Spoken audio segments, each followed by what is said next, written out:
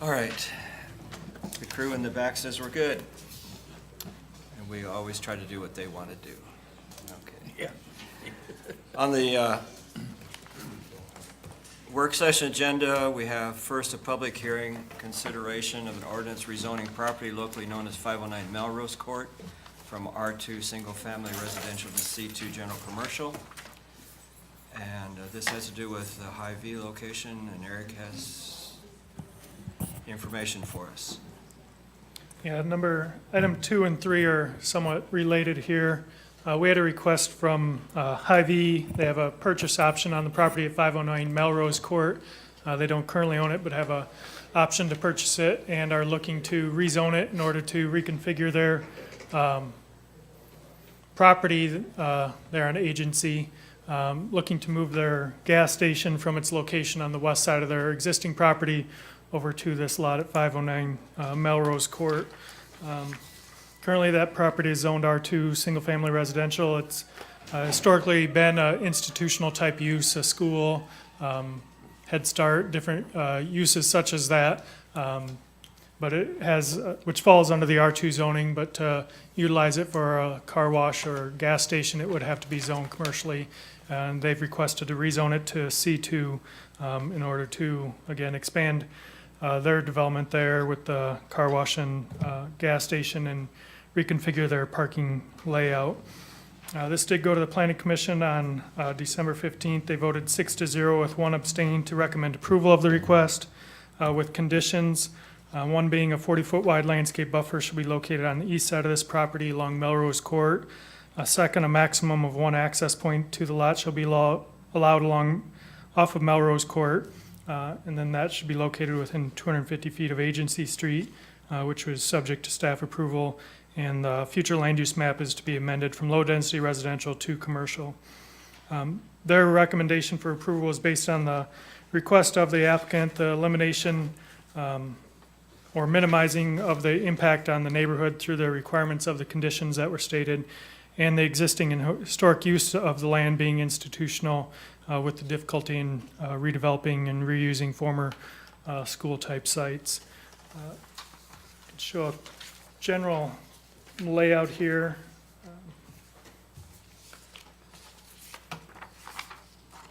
Your dotted, before you take that away, your dotted lines here are already, The dotted C2. lines are the zoning district boundaries. okay, Zoom out here. So everything to the east of this yellow dash line is R2. To the west is C2 general commercial.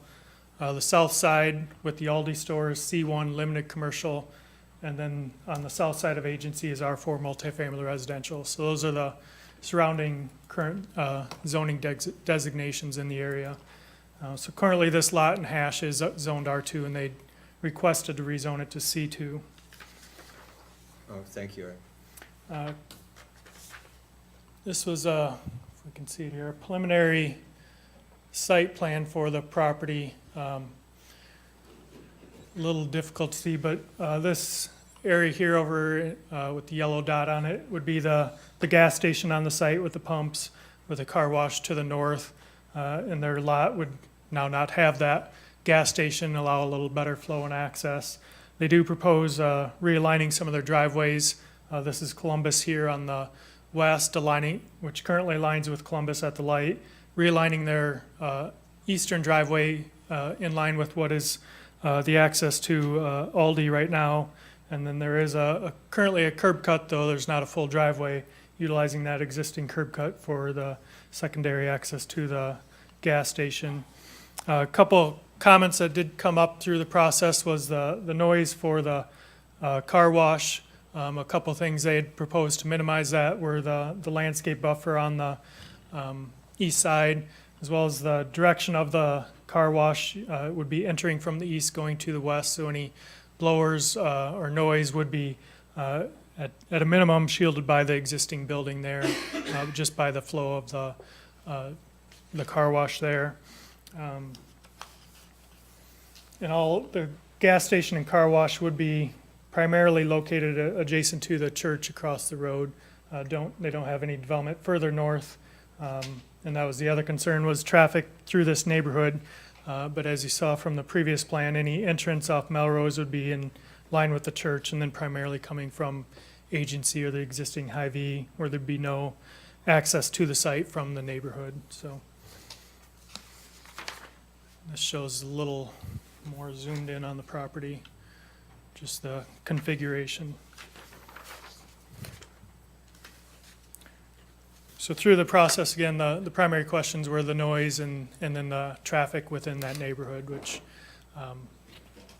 through those conditions were addressed. Don't know the full extent of what that noise may be. We do have other or car washes in areas that are adjacent to residential. The one off of Sunnyside and Roosevelt is adjacent to a residential area. We do have one on Angular, intermixed among residential, and then one on South Main that's near residential as well. Not aware of any major complaints, not saying that there isn't an issue on those, but they have, I guess, attempted through their layout to try and minimize those here. You want to go ahead and talk about the next one also while you're Yeah, on a roll? the next one is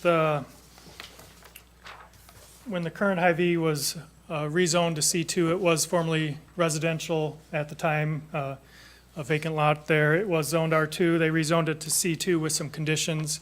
One of the conditions at the time was placing a landscape buffer on the east side of the property. As you can see here, there's some trees and open space adjacent to their parking lot next to the property at 509 Melrose. That was based on the rezoning ordinance number 3166 and number 30105 required that landscape ordinance be placed at that property. So with their request to rezone 509 Melrose, they desire to have this landscape buffer removed, essentially moving it over to the east side of this lot with the condition on the previous rezoning ordinance. So this existing landscape buffer would just move to the east side as highlighted by, I guess, this site plan here. Okay. Questions, council?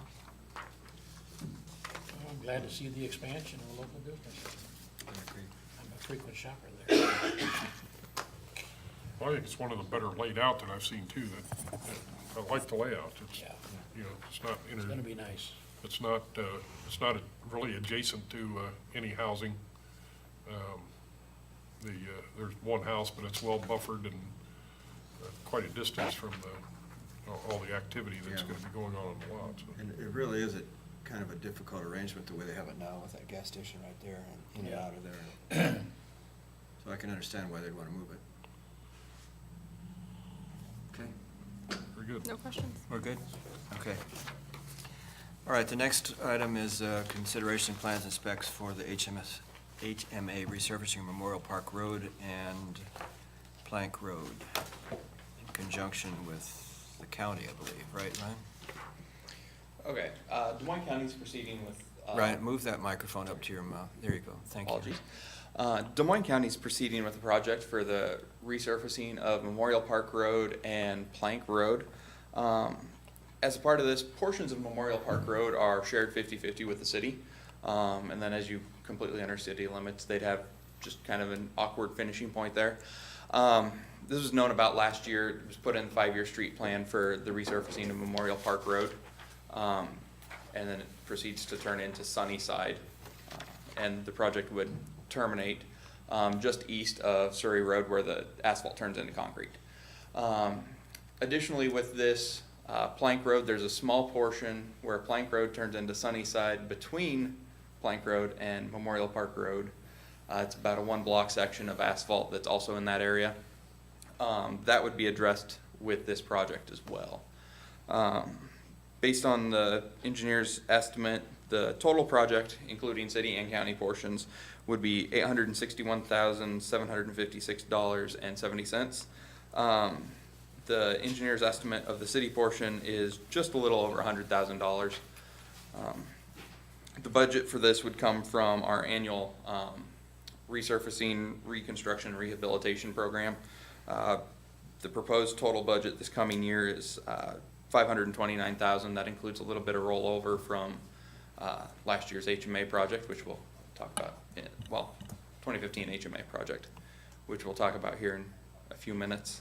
Like I said, the majority of this was planned in the 5-year street plan to be addressed this year. As a part of it, a memorandum of understanding was drafted by the county and submitted to the city for approval. Did similar process with Mill Dam Road in 2015 as well. Any questions? There's different colors up there. Explain what that is. Sorry, I apologize. The blue that's on the screen is actually the county section of the project. The reddish pink would be the city portion. As you get to the far north portion, there it's 50-50 as we're entering the screen, and then you can see where it transitioned to full city. But there's just a long stretch through there that's a 50-50 portion. So you're saying the east side is city The and the east west? side's city, the west side's county, yes. I think there's a bit of a washout at Memorial Park Road, right next to the road, probably a quarter of a mile down on the, maybe the southeast side. Are you aware of that? I know that last summer, Brian Carter, the county engineer, contacted me with regards to a sinkhole that was developing. I directed him to Chris, as that's more of a maintenance issue.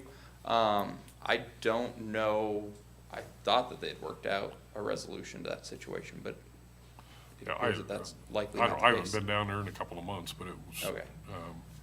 I know that Brian and Chris were in discussion about how to address it, because there was a little bit of discussion about whose responsibility it actually was, whether it was a city or county issue, with the roadway being 50-50, and then the county's properties draining onto the city property, as far as whose responsibility it would be to maintain that culvert. Assuming that the location that you're referencing is the same one that Brian contacted me about. I'm pretty sure it is. I would, I would, My understanding at the time is it wasn't anything substantial, but it was just starting to develop. all right, it's awful close to the road. I would just think it should be looked into again, just to make sure that something's been done before they start putting money into a new road and have it sink. Mhm.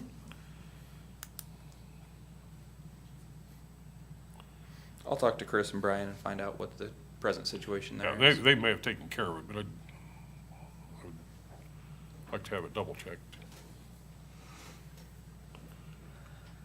Anything else, council, about that?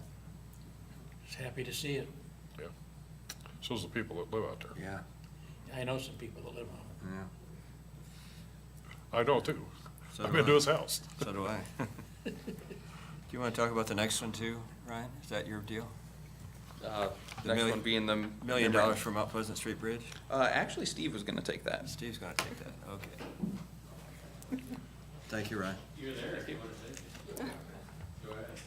Okay, Okay, works for me. pass the Um, buck. No, pass the ball. So, boss delegating, that's what it amounts to. Okay. So, in the 5-year CIP, Mount Pleasant Street Bridge has been up for reconstruction replacement. And that's been contingent upon receiving funding from the DOT, Highway Bridge Funds. Every year, they have a list of bridges that they take a look at and score based on condition, load rating, just the SI&A forms, structural inventory and rating analysis forms that are done on a biannual basis. On January 14th, the Public Works Director was notified that Mount Pleasant Street Bridge had come up for funding. The DOT is making $1 million available. Well, it's a funding of up to 80% up to $1 million towards the bridge replacement. As I said, the bridge is in the CIP. Now, the CIP did have an anticipated cost of $3 million. The firm that we had do the bridge inspections and the load rating analysis of Mount Pleasant Street Bridge I contacted the president there to just verify that he felt our number was comfortable. And he basically said no. Long story short, the number that we were using was a few years old, and given the location of the bridge, he has some concerns that with the buildings around and the railroad, that costs could come in quite a bit higher. Typically, he said that they've been seeing bridge costs between $110 and $150 per square foot of bridge. The size of the bridge that I had him ballpark me a price on was for a 2-lane bridge with 5-foot sidewalks on both sides. Turned out to be about 21,000 square feet. That 110 to 150 range, he wasn't comfortable stating that it would be within that. He actually estimated based on $180 a square foot due to the other structures around and the railroad. By the time you come up with the estimated construction cost there, it's just shy of $4.4 million. That'd be $4,378,000. By the time you include engineering services, you're at $5,060,660. It's quite a bit of an increase Yes. from previous estimates. Those estimates, however, were a number of years old. And at the time that they were done, it was estimating at $125 a square foot, which is on that lower end of the 110 to 150.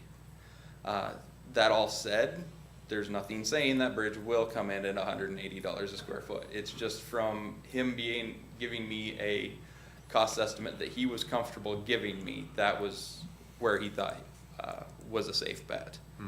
The nice advantage is that our contractor wouldn't be working in water, but they wouldn't have temporary access to build a road to set cranes on and things like that. But dealing with the railroad, having a railroad flagger there every day, typical cost for a flagger is $1,500 a day. So that starts to add up fast on a bridge project. So engineer's estimate of the project would be $5,060,660.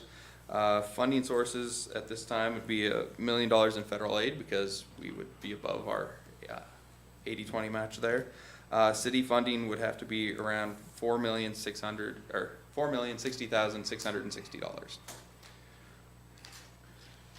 Source of local funding that we had on that, within the CIP, we were looking to use TIF funds to make this project happen. We'd been estimating using about $2 million of it. There is a flexibility within TIF that it can accommodate the larger amount. It doesn't compromise any of the other projects that we have that we've talked about for potentially doing with TIF funds that we've actually committed to pursuing. It does, however, have an impact on other potential things that we may look at doing with TIF funds in the future, or the release of value that is something that we've talked about as well. But we can accommodate this project even with a higher cost estimate. The council will need to make a decision either to confirm or reject the funds, and the DOT notified by February 19th of 2016. That should be easy to do. And this $3 million originally, was that what our portion was going to be, or was that the total cost? Total. Total cost, the draft, I found a draft report that was done before I became city engineer that Chuck Britson had done when they were doing a little bit of an evaluation of the bridge and Cascade Bridge. They had estimated that the rehab cost would have been around $3.4 million, and at the time had told the city engineer that the bridge could likely be replaced for that $125 a square foot, which was $2.7 million, I believe, and that didn't include the cost for the removal of the existing structure. So that $3 million is a bit dated, and like I said, on that lower end of what So, but present bridge prices are coming in at. But then we would have been able to take the $1 million off that we would Off give. of that, and it would have been a $2 million Yeah, investment by the city. yeah. But that's, Well, it's only gonna get worse. I mean, if we don't, the price is only gonna go up higher and higher, so, you know, unfortunately. I don't think that we had this on the 5-year plan 2 years ago. We did last year. I believe 2 Two? years ago it 'Cause had when it been on first- there. At some point under the previous city engineer's tenure, it showed up there. But it wasn't the first 5-year plan we did, but I don't, maybe it was, I maybe it think it was was- on the outside end of it, I but think 2013 was when it was added in. we were able to get it, last year was the first year where we went through the reduced rate load rating at budget time, Correct. and we are at a point where getting this project moving forward is pretty important. Yeah, the bridge is at a reduced load rating, which is part of the reason that it scored as it did for being awarded funding. That was part of the goal with that load rating analysis, was to determine what the actual condition of the bridge was, and it was determined that it's in need of work. So, Mr. any Scott, questions from the do you council? have any questions? Anything? No, sticker shock. Okay. Mr. Fleming, you okay? There'd be some value in that, in the metal that'll come down from that too. so That's true. There's a lot of metal in that. Okay. And as things get closer to time, I mean, once a design's actually finalized, they'll have better prices. As we get closer to actual construction time, that cost will get narrowed down to a more specific. Right now, he was being on the conservative side. It did include a 10% contingency, but that adds up, and hopefully, as we get closer to time, we'll see that the price comes in lower. What our goal is on this project would be to go through a request for qualifications process for engineering firms Yes, sir. this spring, hopefully start design work in July, somewhere in there. That's probably a safe assumption. That should be attainable. And that hopefully would put us in a position to maybe go out to bid around the June timeframe the following year? With the railroad involvement, I know that at least Calhoun and Burns, the company that did our load rating analysis, and I'm sure they'll put in for the RFQ. I know that they've said that Burlington Northern Railroad's not the most responsive when it comes to their progression with bridge plans. I think June of 2017 is probably optimistic. Okay, I would say late 2017 at best. okay. That was gonna be my question. You anticipated. I'll talk to the railroad when I see it. Great. Get my piece. Can I give you a couple other things to talk to about? Okay, thank you, Ryan. Thank you. The consent agenda has nuisance abatements. Also, resolution approving final acceptance for release of retention monies for 2015 HMA resurfacing project. Of course. Back to you again. I think I'll just stay up here the rest of the night. Okay, so the 2015 HMA project has come to a close. Construction year finally ended, got things wrapped up late November, I believe. Early December, actually. Yeah. Construction year went long, things started late in the year.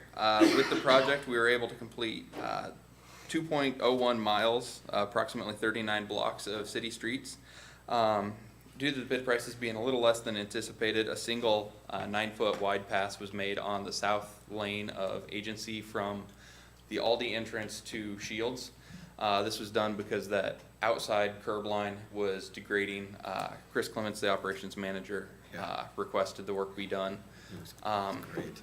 Actually, the project, even with that being added on, came in well below the bid price, just over 53,000 less, actually.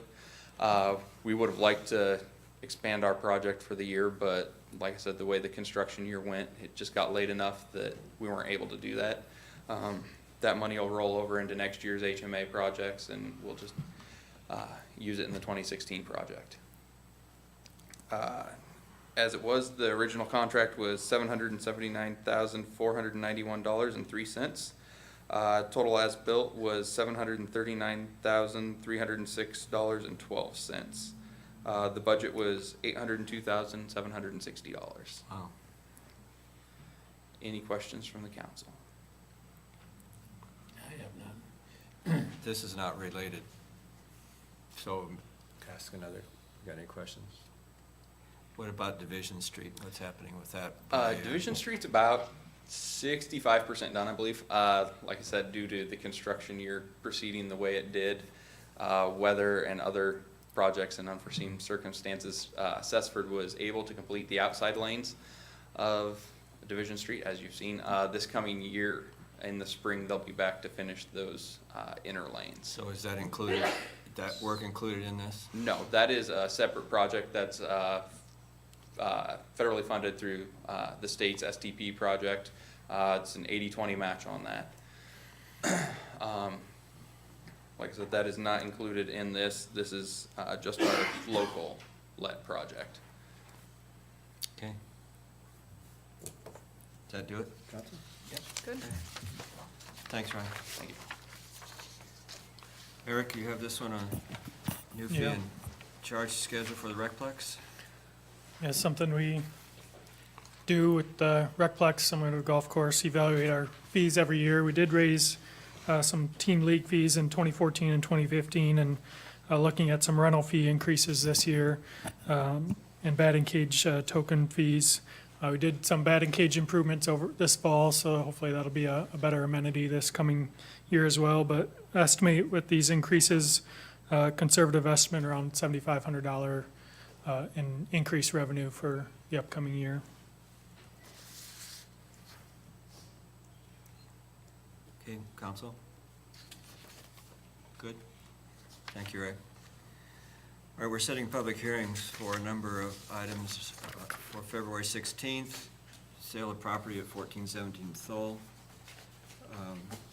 ordinance vacating and selling portion of South 14th Street right-of-way, ordinance vacating and selling portion of the alley right-of-way on 1325 Iowa Street, encroachment agreement with Hope Haven on 617 Jefferson, and consideration of the resolution adopting the hazardous mitigation plan. So those are public hearings coming up on the 16th. Now, we have treasurer's report. You want to do that first, Annette? Okay.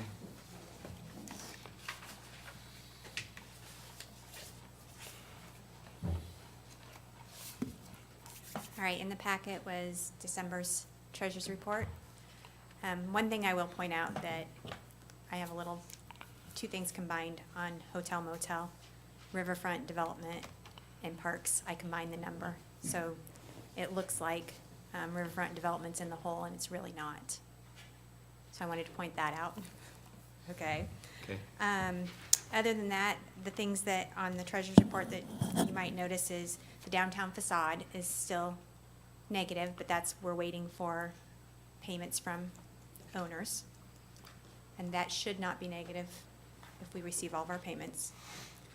The other things are maybe like the Mazel project. They've been doing Phi Excavating has been doing some work, and that looks like that's supposed to be sewer fees that's covering that, and we probably need to look at transferring that money into there. Okay. I think that that's being, the way that was set up, we'll have to have a discussion with Travis. I think that we were looking to use a portion of the balance in the Cascade project. Well, I think there's, $1.5 million or $2 million in there. But that's one, again, I'll talk with Travis. Yeah, so until we figure out what we're doing for sure. Okay. That'll be in the hole, just so that you're aware.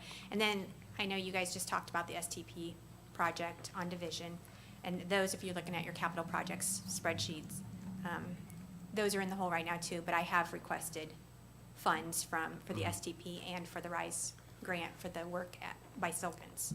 Both of So- those may carry, depending on timing, deficits until we figure out how we're capitalizing a loan for our match on that. That's to be a TIF financed.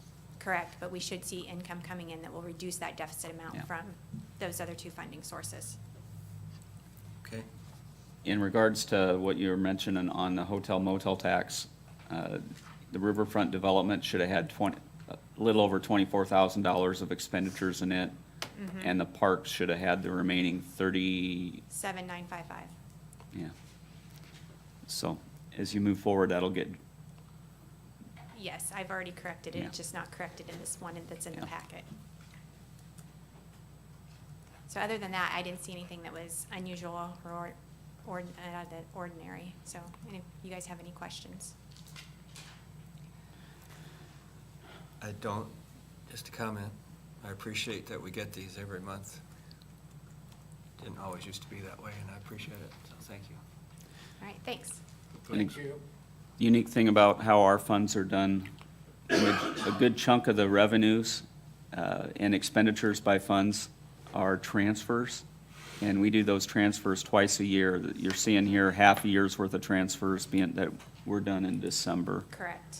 so, And then we'll do them again in June. yeah. Okay, Okay. thank you.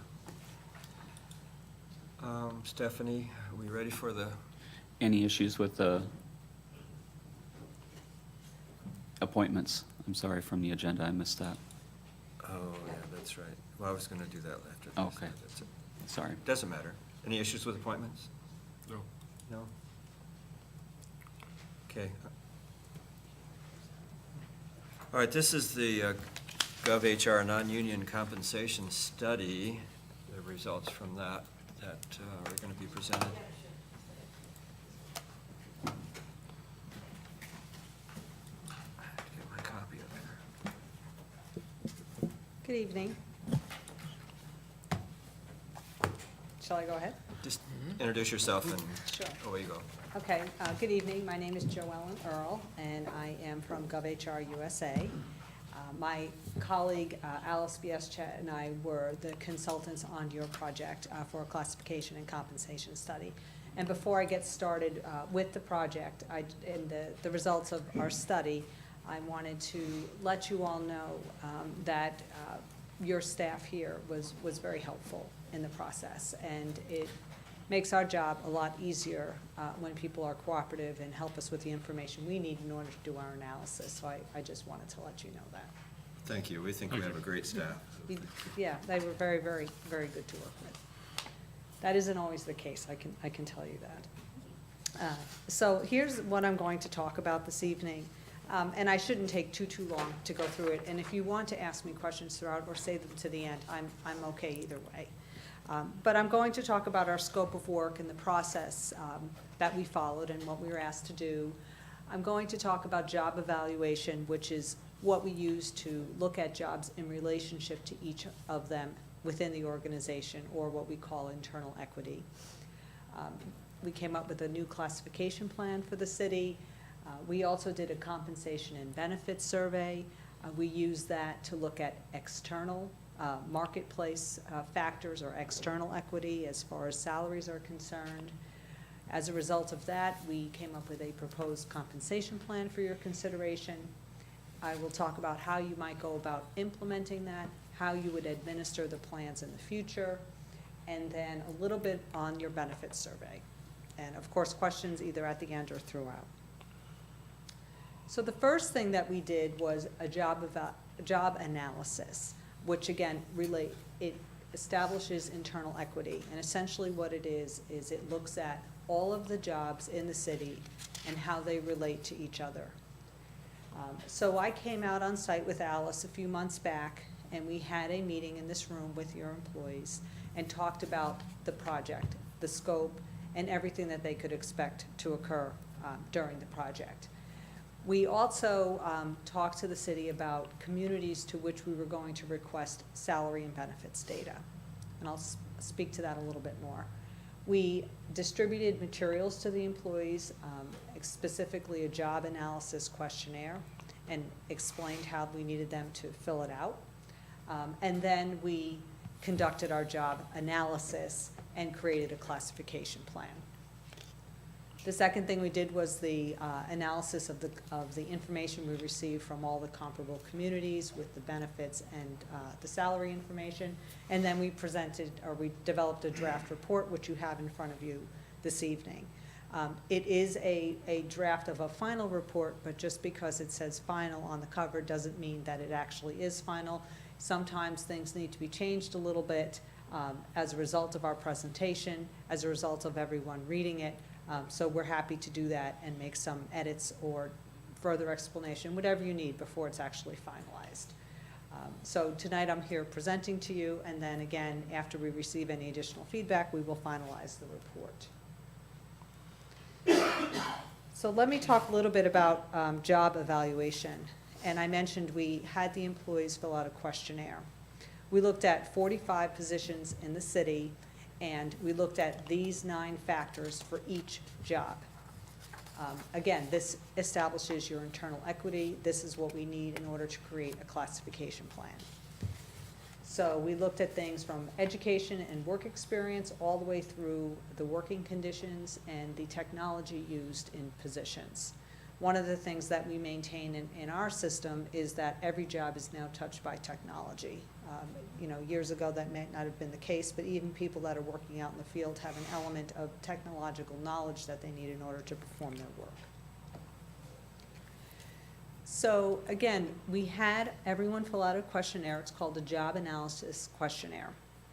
We also came on site and interviewed employees, and we looked at the supervisor comments. So every employee that has a position was interviewed, or we had a conversation over the telephone if they were not available when we were on site.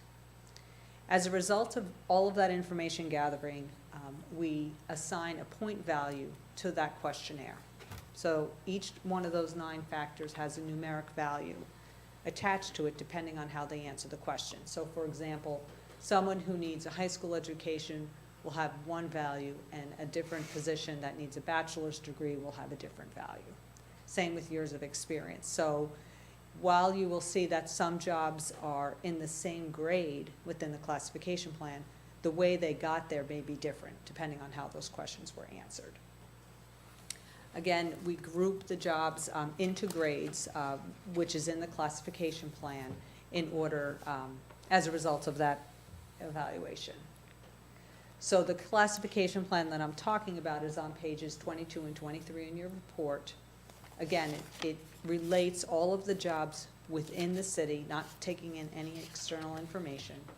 There are 11 grades within the plan. And again, it's in the report on pages 22 and 23. So you can look at the jobs that had the highest value will be in grade 11, all the way down to the more entry-level positions would be at the lowest grades. The next thing we did was the compensation and benefits survey. And we actually did this in 2 phases. When we talked to the city initially, the city told us that there's 6 communities to which you compare regularly, and they're up here. And with all of those communities, they're plus or minus 10% of the per capita income in Burlington. And they are throughout the state. Usually when we do this type of analysis, we like to take more factors into consideration when we're determining whether or not a community is comparable to the city. So we actually went through that analysis to see if we could find more jurisdictions that might be comparable. And that was the second phase. We actually added more communities to the list based on proximity and size, using the analysis that we would generally use in our studies. So, and I'll show you all of the communities on the next slide, but we chose 14, 13 responded for a response rate of 93%, which is actually very good. We were very, very pleased with that response. And here's all of the communities that we surveyed. So some of them are, again, the ones you saw on that slide that the community regularly compares to, and then we added a few others in based on proximity and size. So what happened in this compensation survey? We picked 31 positions out of the 45 that we looked at in order to request salary data on.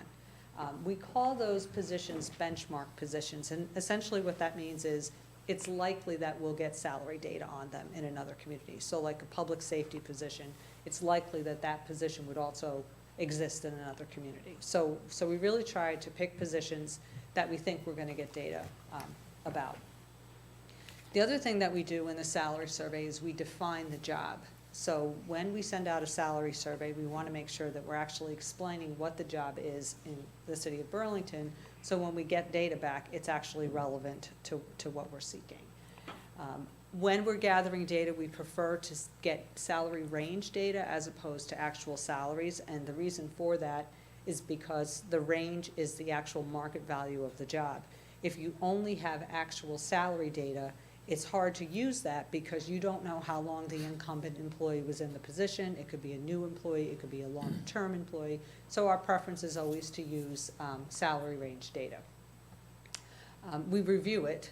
So one of the things that we like to do is we want to make sure that all of the information we receive, we believe is relevant to the study. Sometimes there might be an outlier piece of data, and we might follow up with the community to say, you know, do we have the right position here? Why is it this way? So we actually really want to make sure that we're looking at to make sure it really is relevant to what we're analyzing. And then as a result, in this case, of adding those additional communities, once we actually started looking at the data we were receiving, we realized that it was going to skew the results. So the city, using the 6 communities that it normally uses, was actually very relevant in this situation. So it was actually a good check and balance to make sure there wasn't any other community out there that could be applicable in this case. So as a result of looking at all of the information we received from all of those communities, we determined it made sense to just go with the 6 that you normally use, and that's what we did in the study. The proposed pay plan, it's on tables 2 and 3, pages 24 to 27 in your report, was calculated at the 50th percentile.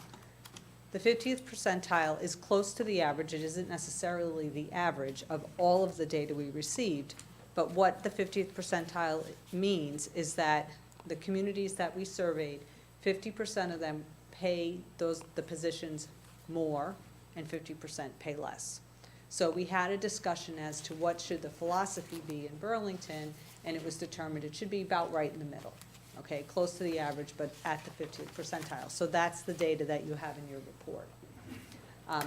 We applied that data to the the classification plan, the 11 grades, and that's what you'll see on these tables.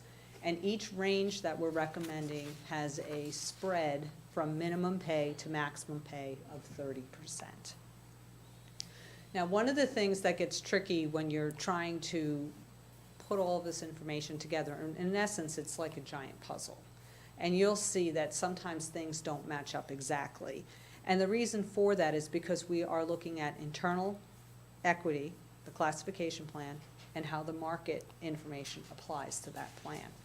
So working with the city and the project team, we determined that the internal equity was very important, where the positions were placed in the plan, and in some cases, the salary data is not going to match that. It might be a little bit higher or a little bit lower.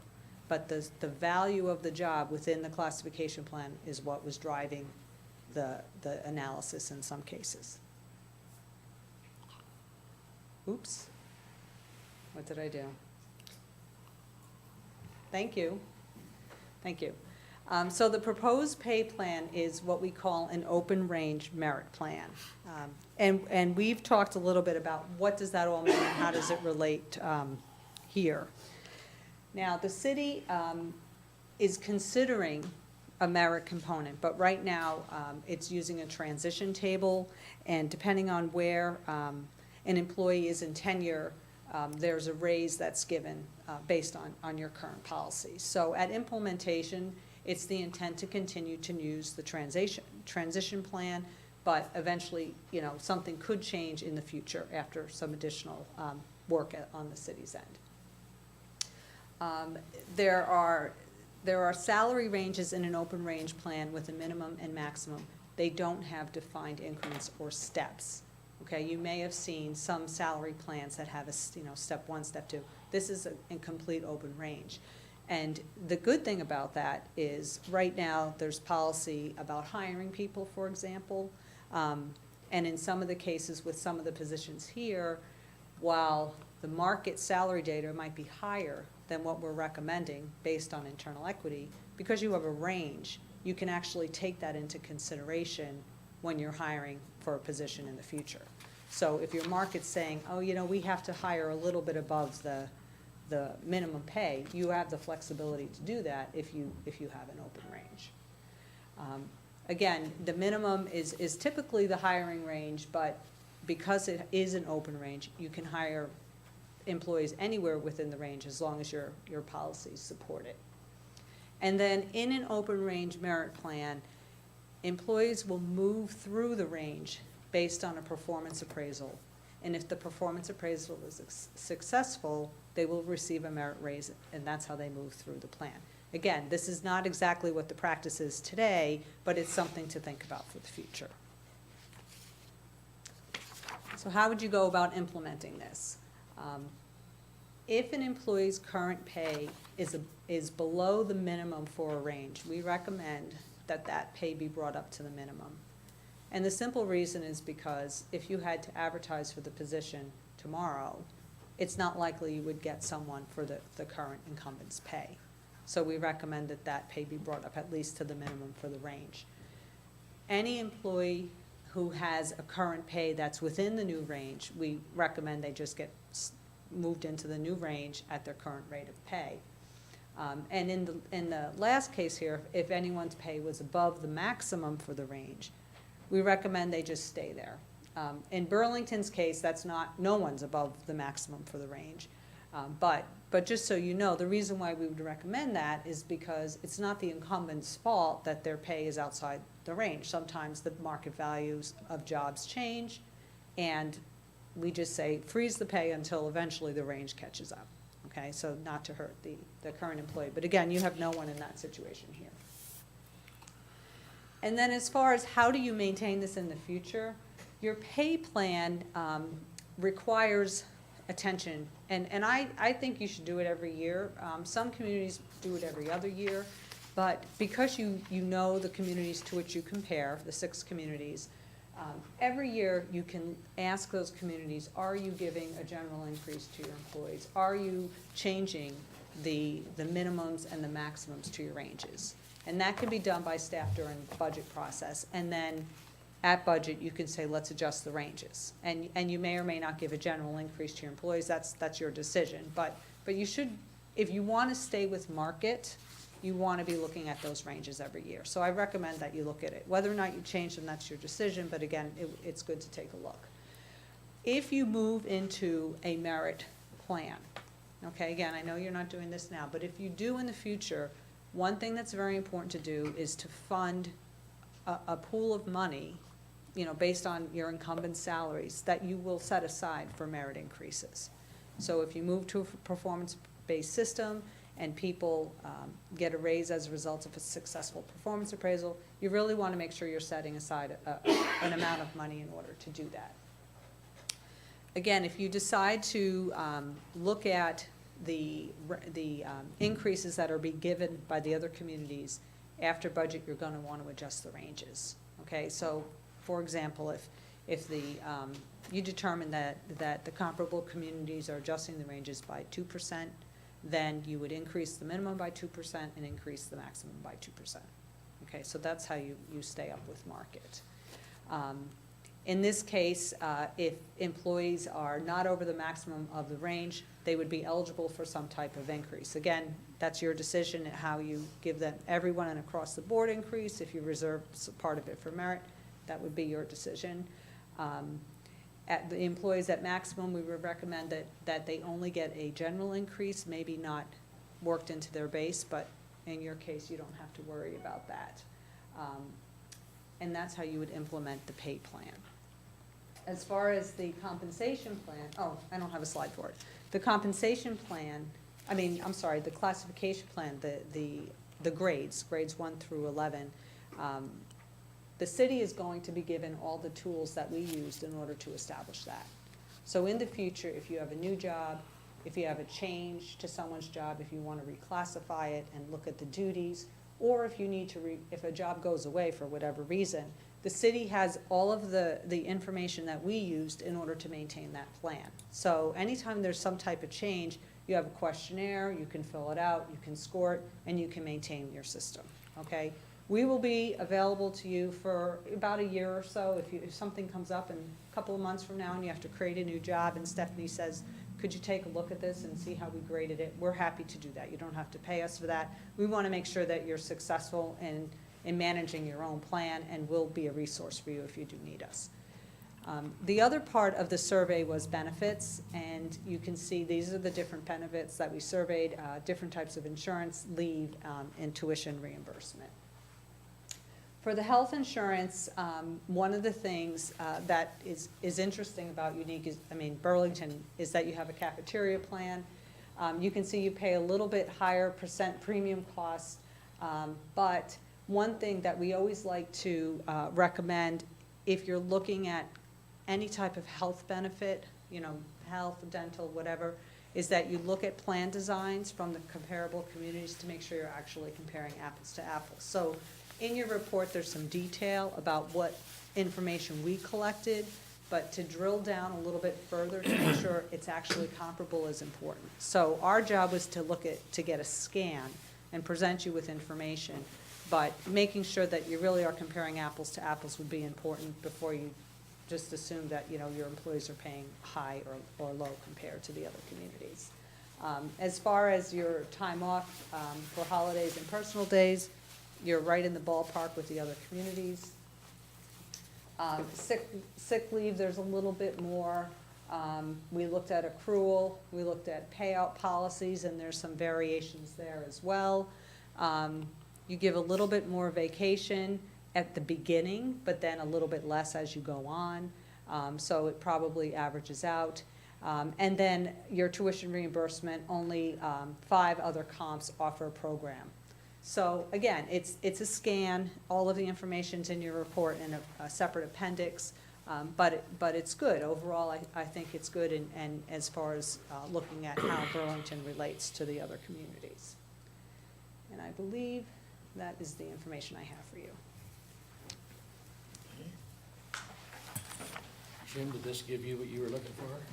Well, as Stephanie and I have had some requests for consideration of changing positions over the last couple of years. And as you go and take a look at one, and then you have another department says, well, what about a similar type position in our area? It's been very difficult to do a good job of having a good tool that you can consistently use across the board for the different positions to make sure that you're really being comparable. That's the role that they've played with doing the JAQs Yes. that you did. The employees did, and then their supervisors reviewed and compiled. You did the interviews with them to make sure that those seemed accurate and to make adjustments. Having that being done by an objective third party across the whole system was very beneficial. It bore out a couple of the changes that we made. It showed some areas where we hadn't, I think, made changes that probably they should have been made, and this really is bringing that to the fore of areas where we haven't been treating everyone comparably. So, this is a big deal for us to make sure. The biggest thing that we were looking for, and when we were working with them, that we stressed was the need to have internal comparability, that we were treating all of our employees equitably from top to bottom in this group. It's been noted as the employees have looked and seen some positions that they could say that they feel that a given pay range, the midpoint doesn't exactly match where they think a given position should be based on what its market is. But this gives a great range of being able to try to accommodate what those ranges are with making sure that we don't lose that internal equity. So, very valuable. So have you already started to implement this then? Now, this is tentative. This is all, as you have this here, this is a rough draft, and for approving the final version, what do you see as a recommended process? They've got this now for their review. If they feel comfortable, they bring it back to a later council meeting for approval of this? Yes, I think what would be good is everyone seeing this for the first time. We recommend that you see it and then employees see it, and there may be some, after you review, you may have some questions if you think of something after tonight. So maybe just wait a little period of time just to see if there's anything that pops up. ask us, and then we can make those adjustments and give you any updated report as a final, and then you could take action at that point. What we have done in regards to the budget, the numbers that have been presented and will be presented by the different departments, the main area where we had positions that were paid out of range, not all of them, but a lot of them were within development. We put in, within the proposed budget figures for salaries and benefits, an increase to accommodate getting those positions that were below these recommended new pay ranges up to the minimums. So we made sure that we were covering that. But outside of that, we don't have anything to implement until after this has been approved. Okay, So if I figured that right, that's somewhere around $44,000 to $45,000. I'm just taking the ones that are in green Yes. and moving them to the minimums. Yeah, I did a calculation for Jim, and then we actually increased the salary Oh. table by 2.5%, because we want to implement this as of July 1st, 2016. So their recommendation was to increase the tables, because that's what the rest of our comps are doing. So we asked them to go back, redo the salary to already include that. So we implement something that's ready to go July 1st, 2016. But I think I calculated about 36,000, but now those increased a little bit. So probably the 40,000 is a good idea to get The people major- up to the minimums. And then they'll get the transition table raise on top of that as of July 1st. And I don't remember where all the positions were. I think there was one or two that were in the sewer department, or is that Yeah, there was one in the sewer. sanitary sewer? One? Wastewater, sorry. Sometimes I get the right title and almost never. The majority of the positions were in Eric's area. Yeah, code inspector and city planner, Safety director. librarian, And then, what's, park superintendent, then there's still another one. city engineer, and development director. They had an office office coordinator for down there? Yeah, that was at the wastewater. I meant downstairs, actually, but, Oh, yeah, yeah, there's one there too, you're right, so. yeah. Stephanie, while you're there, she mentions going to a merit-based plan. What do we currently do, and how does it work, and how do employees get evaluated, and so Okay. forth? Could you explain that Currently, to right her? now, when we approve our non-union personnel, that has the raise in it, and it's just been given to everybody based on the raise that you approve and the transition table. We do have a separate performance evaluation that we use citywide. I think it's been about a year and a half ago, we put a group together to revamp it. So we came up with a new form. We have, we just looked at it, about 14 categories, because you recommended maybe shortening it a little bit. But we did implement this last year, that everybody now is getting a performance evaluation. That wasn't happening in the past. If you had been tenured for so long, you weren't doing that. We weren't doing it anymore. So we did implement that. Everybody is having a performance evaluation at least once a year. Becky in HR keeps on top of the department heads to make sure when they're due, that they're reminded that they have overdue evaluations. And then if we get an evaluation that might not be as well as we think it should be, needs improvement, people either get on a performance improvement plan, or we'll have them reevaluated in 6 months to see that they're making the steps to get up to where they need to be. But we do have that plan in place. To implement more on the merit-based, we would probably have to revamp it again, put some values on it based on how they're coded, so you have sort of like a score, I would assume. And if somebody scored at a certain range, or, a certain number value, they would get a merit-based, based on a pool that we would put together. But those are details we don't have worked out if we would do that in the future. And so we're just talking about non-union employees, but union employees also are included in this evaluation They do the system? performance evaluation also, Yeah. yes. We're doing it citywide, all employees. The performance evaluation is not used to determine if someone gets a pay increase or not. No.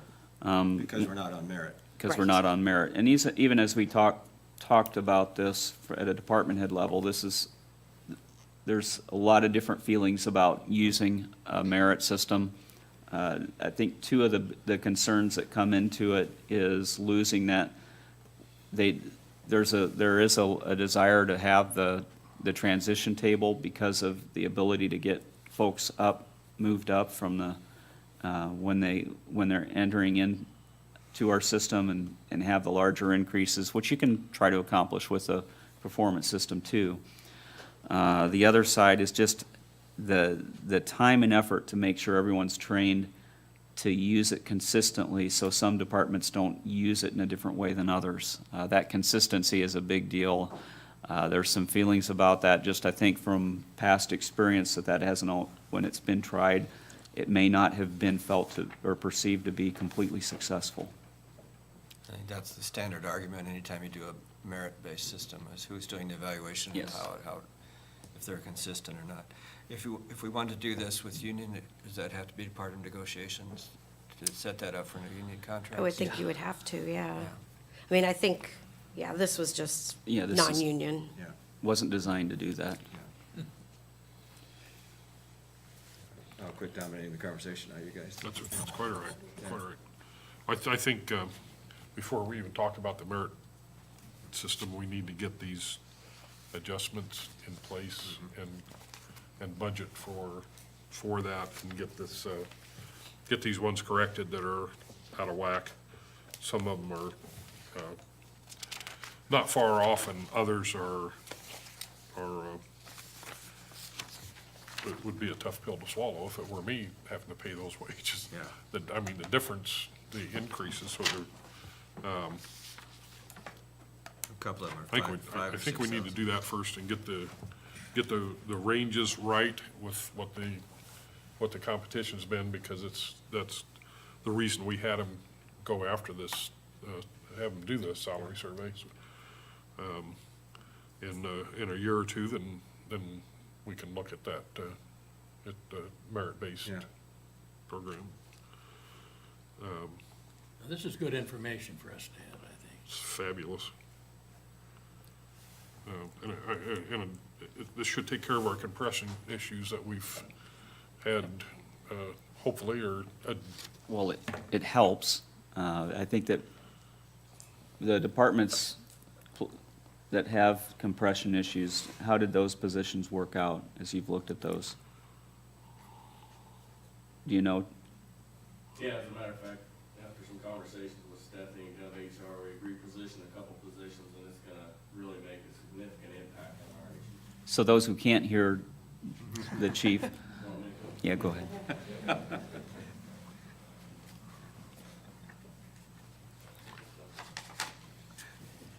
No, after we went through the interview process and they sent out the draft to the department heads to take a look, we did look at, like, one position was a sergeant position.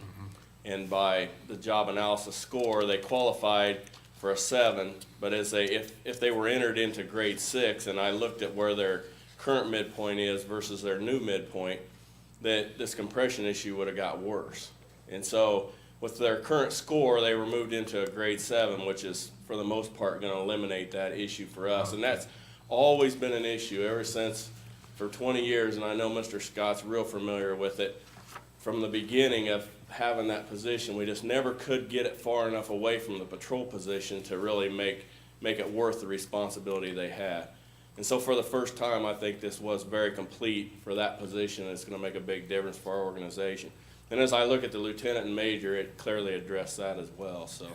Yeah, I mean, from our department, once we made that adjustment with the sergeants, I think it'll help us tremendously with that Okay. issue. Good. Thanks. I'd have to say outside of, well, even in Eric's department, we had some concerns raised from this, but I think everyone could see areas where this doesn't address every concern that people have, and there's still questions as we've gone through this process. Some of them have been worked out. Others, I think, are still just there just by the nature of, you have a position, thinking of Ryan's, because Ryan sent an email today in regards to some of the engineer positions, but some of that, we just have to be cognizant that you may have a market issue that we have to make sure that we do remember that we have the full range to hire within, It doesn't have to come in at the bottom end if we have a good candidate that justifies being higher than that, given what the market's gonna ask for. So I think that's the best way to try to address some of those issues that have come up. But Okay. So what do we do next? we'll bring this back for a future meeting to have on you'll have the work session to review it again, and then I assume, would it be by resolution, Stephanie? Just adopt it by resolution. We could, put it as effective July If 1st, if there are any 2016. changes to be made through that process, we'd make it. Otherwise, either way, if you do make some changes, then approve a final copy and not have it as a draft. Sounds reasonable. If people want to see this, is it posted on the internet?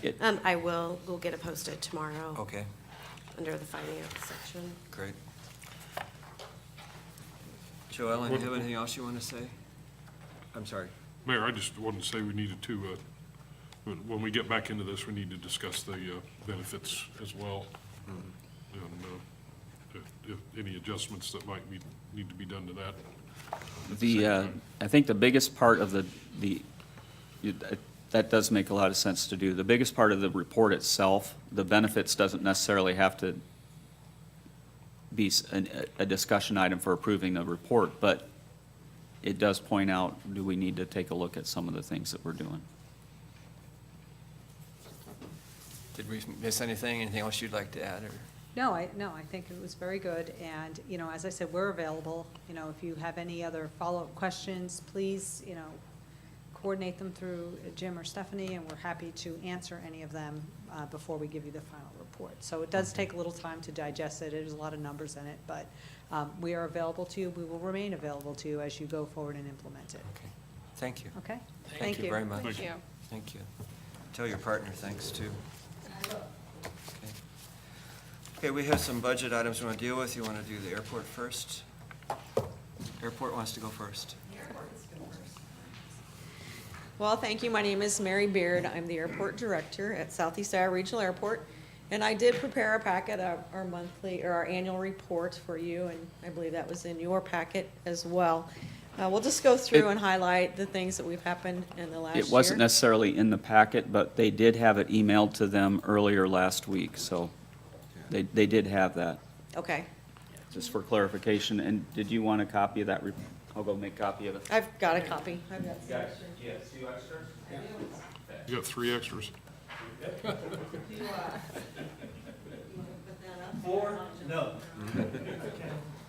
I'll share it with you.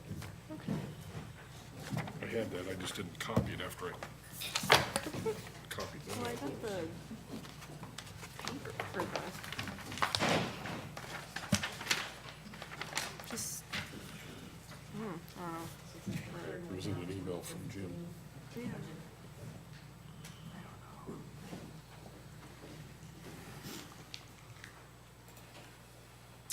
I can go ahead and start talking through this a little bit while Eric is pulling that up. So we look at our last calendar year. We looked at a lot of numbers. We looked at our destinations. We look at our employments. We look at our funding. As part of our requirement with the 2080 agreement, we need to bring that forward to all of the supporting entities. We bring forward our 5-year capital improvement plan, as well as our operating budget. So I've outlined a little bit of that information. That was it, Eric. Mhm. That's it. I'm gonna have to make it a little bit smaller, the 102% if you drop that down. There you go. Thank you, Eric. So the first picture here shows our general aviation destinations.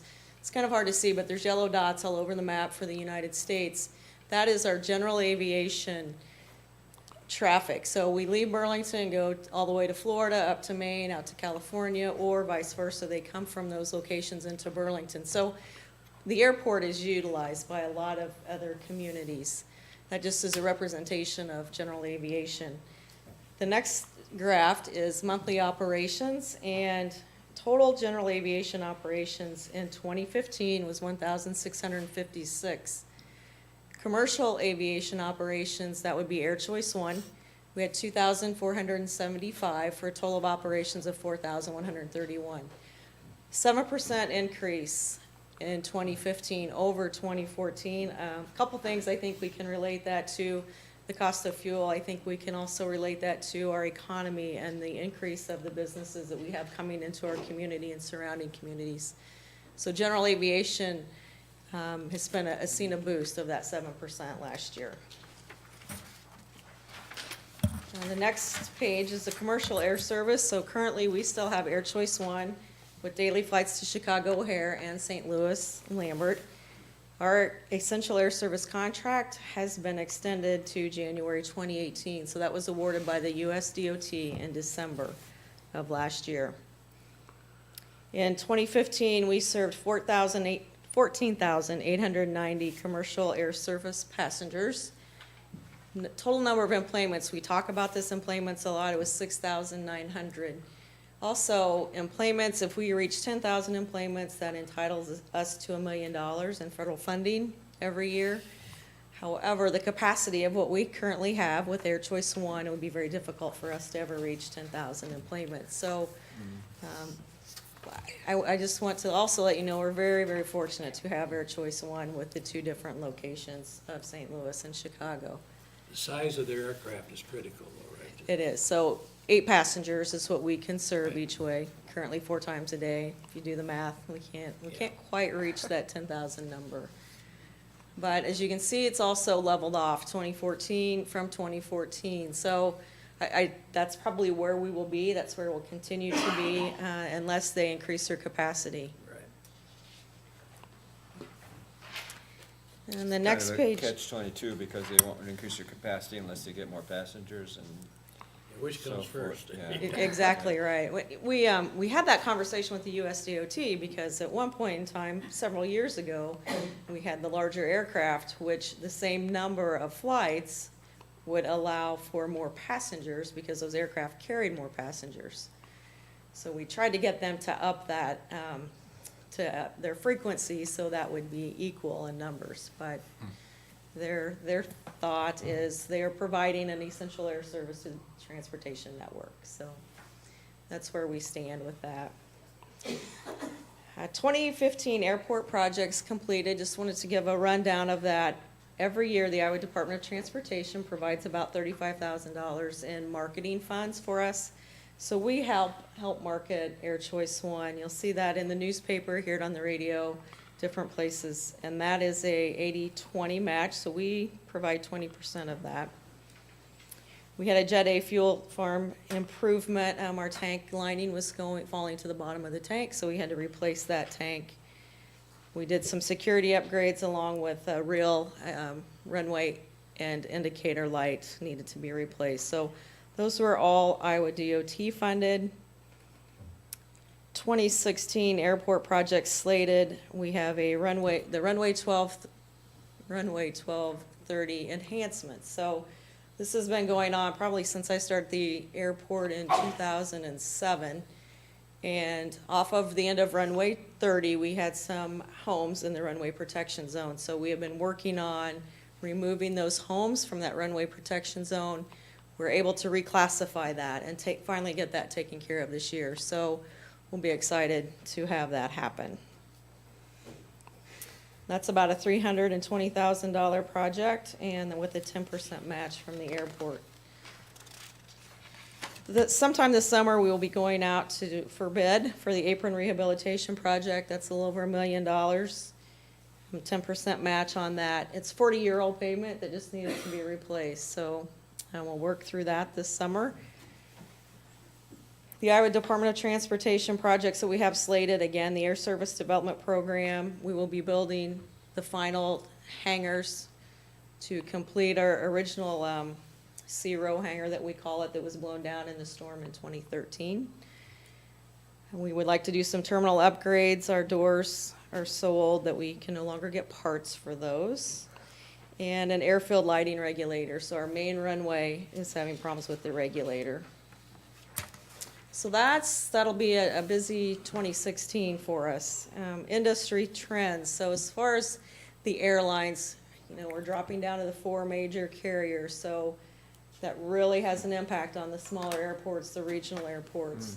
It's not cost effective for them to bring in those aircraft, so we're seeing a decline in service to the regional airports. Larger aircraft, less frequency. Very concerning to us is a pilot shortage. So top level down, it just keeps trickling down. Air Choice One in the first couple weeks of December did have to cancel some flights because of a pilot shortage problem. I believe it was American that was offering about 20 grand if they would go to work for them. So a sign-on bonus type deal. Lost a couple of pilots, and I think we're back on track now as far as I know. So that's very concerning to the smaller airports.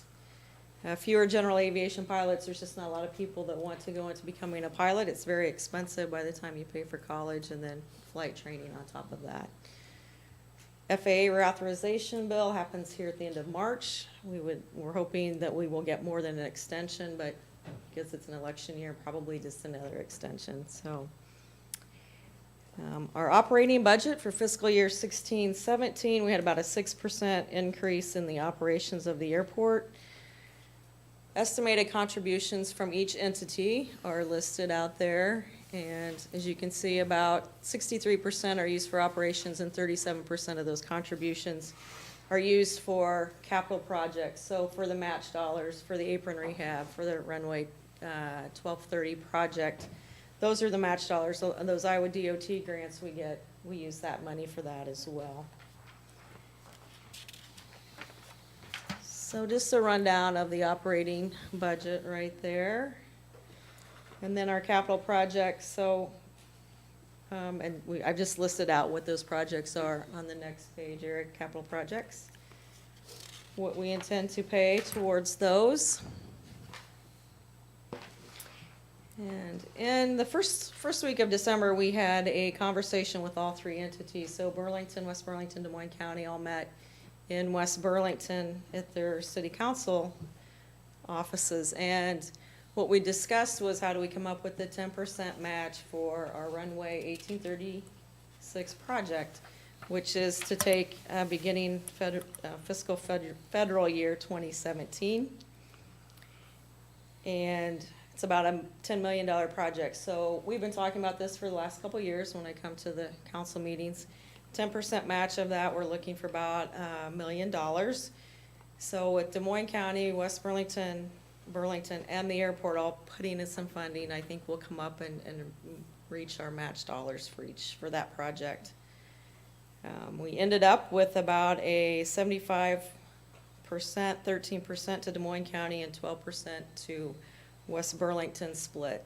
So thank you very much for that. We're excited that we were able to work with the entities and be able to come up with the total funding that we'll need. And finally, the last thing that we also need to let you know is what our next 5-year capital improvements are. So that will be on that very last page there, Eric. Thank you. And fiscal year 16-17, we have some taxiway improvements. Complete our C-row hangars, our terminal upgrades, and the 1836 regulator. So we've got about $406,000 in capital improvements budgeted. And 17-18, we have about $585,000 budgeted. And then 18-19, that's when we began the runway 1836 project. So that's $4.7 million, and then 19-20, 4.7. By the time 2021 rolled around, we thought we'd probably expended enough funds, so we didn't plan anything for those years. So, It's good to end on a little humor. What about the private aircraft businesses? Is it going well, or is it? it is, we're seeing an increase of that, and I believe the reason we are, Orscom, Iowa Fertilizer Plant, they have brought a lot of aircraft in. Okay. We've had several days where we'll see 4, 5, 6 airplanes on the ramp. Of course, the political arena has been hot and heavy with Donald Trump and Hillary Clinton. Ben Carson was in. So we have seen an increase in general aviation, and along with that goes our fuel sales. So we do see some revenue from that. Thank you. You're welcome. So you're recommending we extend the caucus season for another couple months? What do you think, The- Charlie? The matches on these projects, that the city's portion on it, the council has not yet taken any formal action. You had it presented to you at that combined special meeting with the other entities. It is incorporated into the CIP plan and will be subject to your approval as you move forward. So, but just, I don't know where you're gonna go with what your thoughts are on that level of funding for it, but we have worked it in within our CIP plan, and the intent would be that our match on that would be bonded. We've made sure that as we do that we can accommodate that within our bond schedule at our existing levy rate. Okay. Okay. Anything you. else, Thank you. council? Anything else? Thank you, Thanks Mary. again. All right, thank you. Thank you, Charlie. Thank you. Thank you. DESCOM. Excuse me for.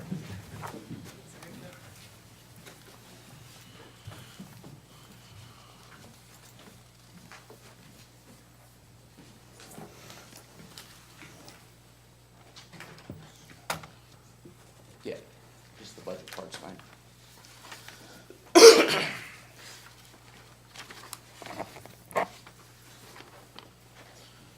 All right, you guys got the packets, I think Jim just gave them out to everybody. On the front page is just some, Johnny, yes, sir. hey, could you just do a brief overview of who you are, how long you've been with the Oh, entity, man. how long the entity's been around, and how it's functioning now? Sure. My name's Johnny Platt. I'm the Director of Des Moines County Communications, DESCOM. It was incorporated July 1st of 2014. I started July 28th of 2014, so we've been going since then as our own entity, as an E28 agency between Des Moines County and the Mediapolis, Danville, Burlington, and West Burlington. We've incorporated some major programs that have benefited everybody in this county, including emergency medical dispatch, priority dispatch, and we've worked very closely with some of the county fire agencies to really centralize and unify some of the commands that they do in numbering systems throughout the county. We work very closely with all the public safety agencies and try to accommodate everybody. We've not really had any major issues, knock on wood, but is there any questions as to what we do? Prior to July 1, 2014, all the same functions were done within the city structure. This was essentially under the police department, and a lot of the duties that are now being done by Johnny were done by administrative staff within the police department. One of the majors spent a significant amount of his time, as well as other operational staff, just to fill in as need be as time's gone on. And we, at that point, had all of and I know that Doug reviewed this a little bit, but we had all the expenditures coming within the city budget, and then we had reimbursements from the other entities to fund their share. Now what you'll see is they have their whole budget done separate from the city, and all the different entities are board their proportional share of those overall costs, and we incorporate that, our portion of the budget into, well, our budget.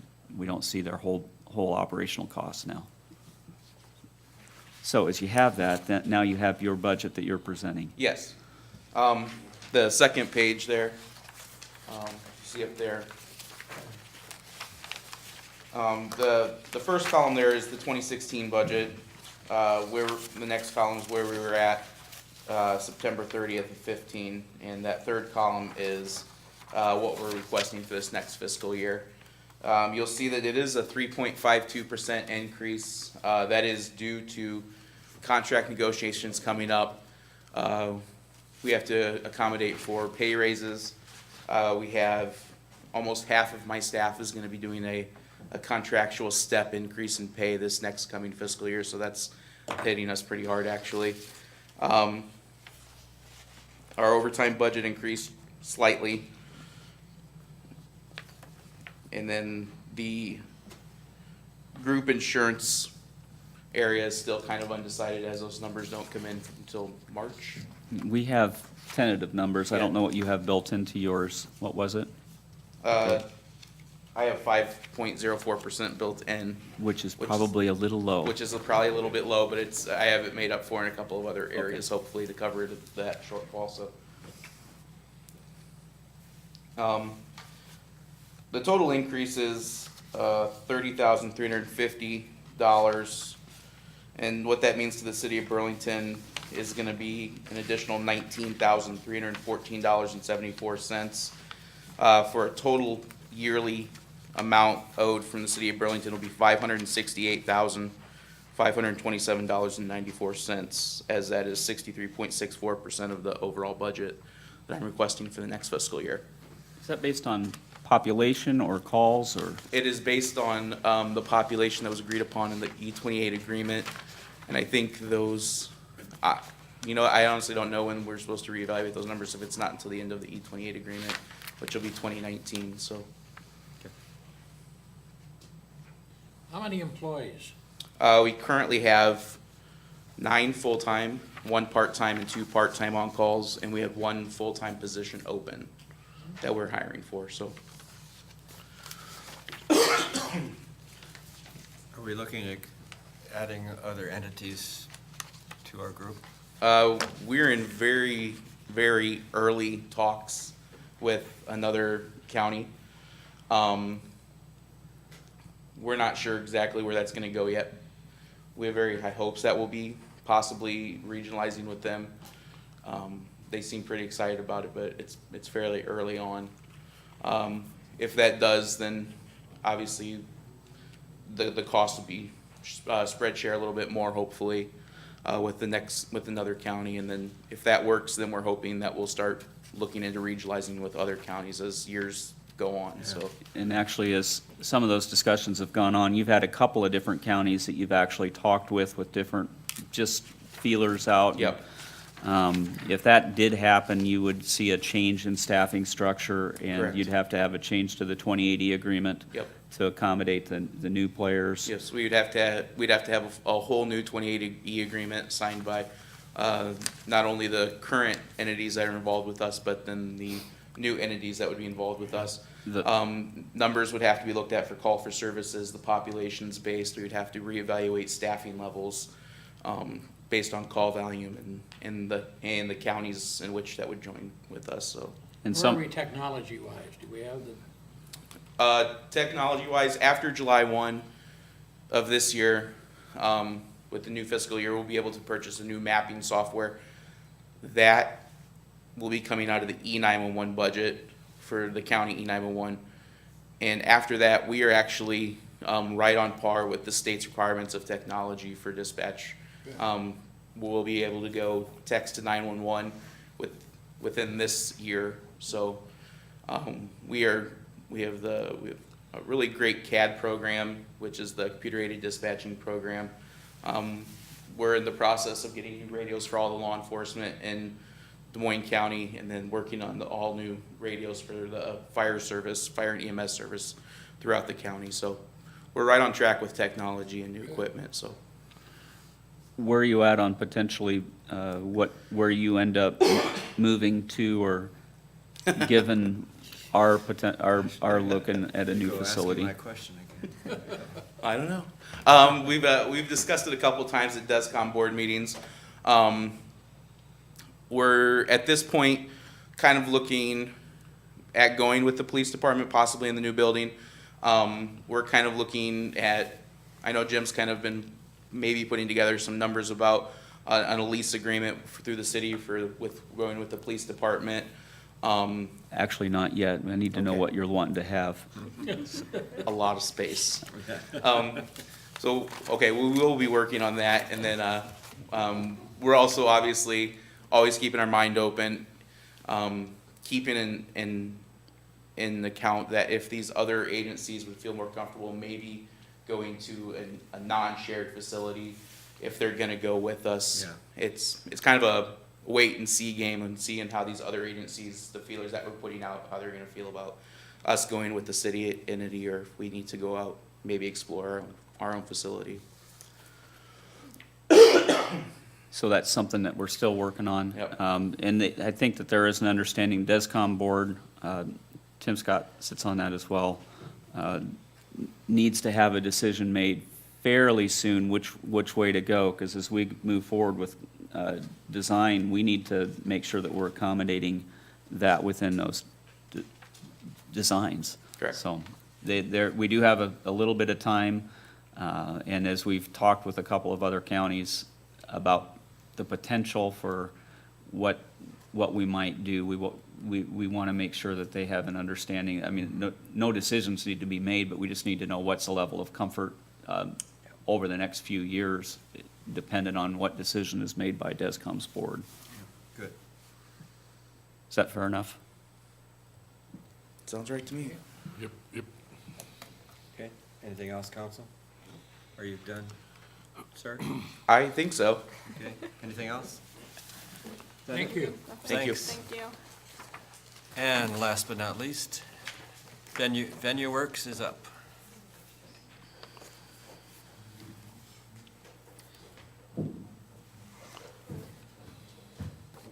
Thank you. Thank you. Thank you, Emily.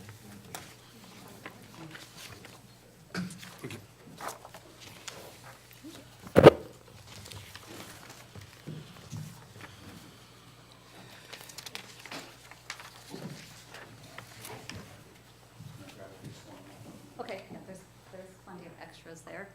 I'm Deb Mulch, I'm the Executive Director of Burlington Memorial Auditorium for Venue Works. With me tonight is John Seal. John is the Vice President and COO of Venue Works, based out of the corporate office in Ames.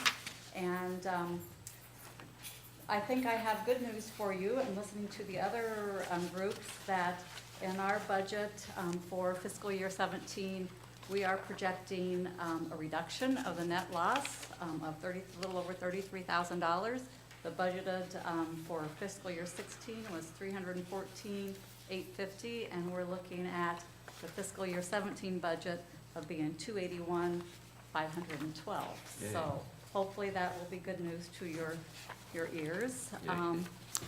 So you're probably asking, well, what are you gonna do? How are you gonna get there? So this business plan lays out our intention of how we will reduce that operating cost. And it basically comes down to increased events, increased sponsorship revenue, and increased revenue from concessions from that. So, and then also that's one of our main goals, and our other goal, which I'll talk about as well, is just increasing awareness of the facility. But before I get into the plan, I want to just give you a little bit of background here on, since I started in September, we really this January have had, well, last Friday, actually, our first big event, I would say. Ronnie Millsap was at the auditorium, and we had just under 1,000 seats sold. We would like to have had more, but we also started offering more in concessions, so increasing the bottom line on the revenue on the ancillary income. So that was an exciting part. And then on March 18th, we have booked comedian Ron White. Those tickets went on sale Saturday, and we have sold. I kept watching my phone. If you thought I was checking my email, I have an app that's a Ticketmaster ticker that real time tells you how many tickets are sold. So as of a few minutes ago, we have sold 1,134 tickets to Ron White, and there's only about 1,500 seats available. So, and that's a ways out. So we're excited about that, really excited about that. So, you know, we've had big names at Burlington Memorial Auditorium in the past, whether it was through the city, when the city operated, or other private promoters, or under Civic Music. And I started in September, as I said, and probably once a month, I will hear somebody out walking around on the floor, and I don't hear them come up the steps, and I'll get out of my office, which is on the mezzanine level, and go down the stairs and look around. And there'll be somebody just standing in the arena floor, looking, and I'm just like, can I help you? No, I'm just here looking around. I used to live here, and I attended this event, or was in a school concert, or whatever it was. I said, you know, I just wanted to come and see what this looked like. I don't live here anymore, but I have good memories of this. And the last guy came in and said, as soon as I walked in, it smells the same as what it did. So that's just a neat thing. People have very, very fond memories of things that have happened there. So that's our goal, is to bring those memories back, get those people back in the building who have been there in the past, haven't been there for a while, or to create those same type of feelings and memories for people coming into the building today for events. So that's what we're all about. VenueWorks in the city of Burlington, we share a common vision of increasing the facility usage and event attendance, diversifying events, and filling gaps in programming here. Our staff at VenueWorks is committed to providing a positive experience for clients, patrons, guests, partners, and the city of Burlington and VenueWorks. We take our customer service duties very seriously, and really try to excel on pleasing the people that come in. Since it's managed and operated by VenueWorks, Burlington Memorial Auditorium has the collaboration and expertise of one of the nation's top venue management companies. VenueWorks' core management philosophy is centered on events, which is the lifeblood of a successful public assembly facility, and that philosophy is central to the mission statement, which is, it is the mission of VenueWorks and its subsidiaries to maximize the presentation of successful events and client facilities for the cultural, recreational, educational, and economic benefit of the communities we serve. So, as I said, this plan focuses on two main areas. One is the increased revenue through increased well-attended event business and sponsorship opportunities. And number two, to increase the awareness of Burlington Memorial Auditorium as a venue for entertainment, social, business, and community events. We realize that things will probably change as we go through the year, so this document will be tweaked, but it gives us a baseline of how we intend to address the fiscal year 17. So when you look at Burlington Memorial Auditorium, we obviously know there's strengths, weaknesses, there's opportunities, and there's threats. So one thing, Burlington Memorial Auditorium is the only venue I can think of around here within a fairly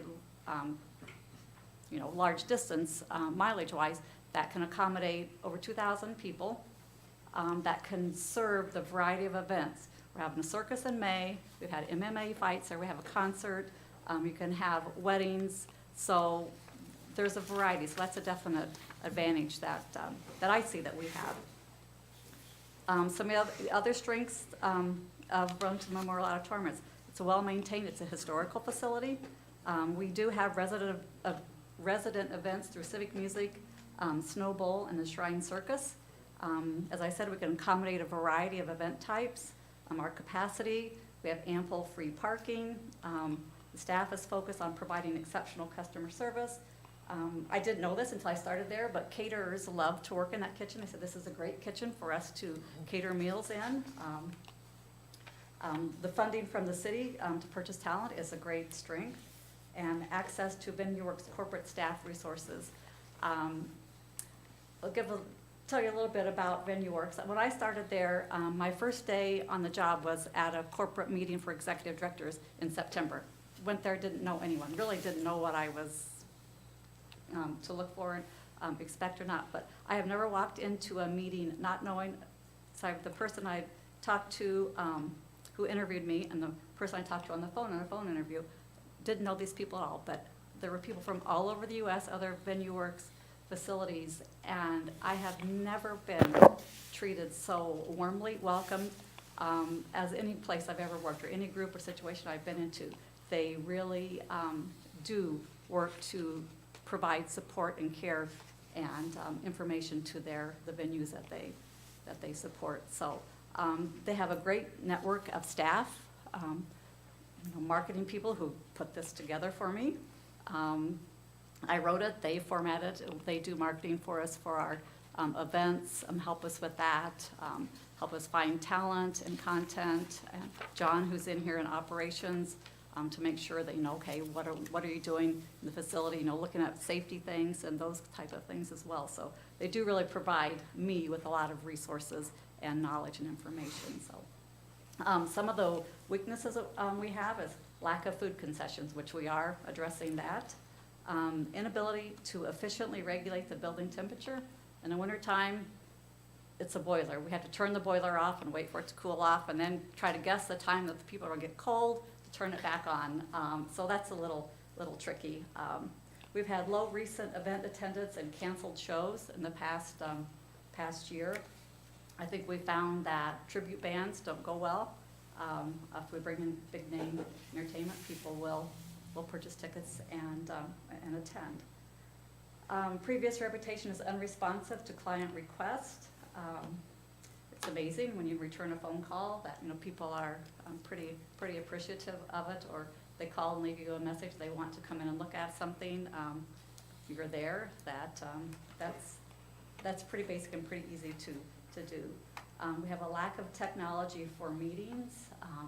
We don't have the infrastructure to have PowerPoint things or built-in things. People have to bring their own. The perception that the venue is expensive, so we're working on trying to address that. Opportunities we see is to increase sponsorship revenue, to market a VIP suite, to establish BMA as a place to go for quality entertainment, continue to expand email database and social media following, created updated marketing materials. We want to look at offering outdoor events, expand our concessions, improve the visual aesthetics of the arena for receptions with draping. It's one of my goals and dreams is be able to curtain off the balcony seats so you have a very intimate reception area for the arena floor, and it's a gorgeous area in there. And when it's decorated appropriately, you don't really notice it, but if there was draping there, it would just be a wonderful atmosphere, I think. Paint the interior and exterior to complement the exquisite Art Deco design. Threats are increased number of event space venues, river flooding, disconnect residents from the venue. So, as I said, I started in September, and my first focus was being responsive to people's needs. When people ask for something for their event, get it. So that was, just trying to be responsive and improve the image and the professionalism.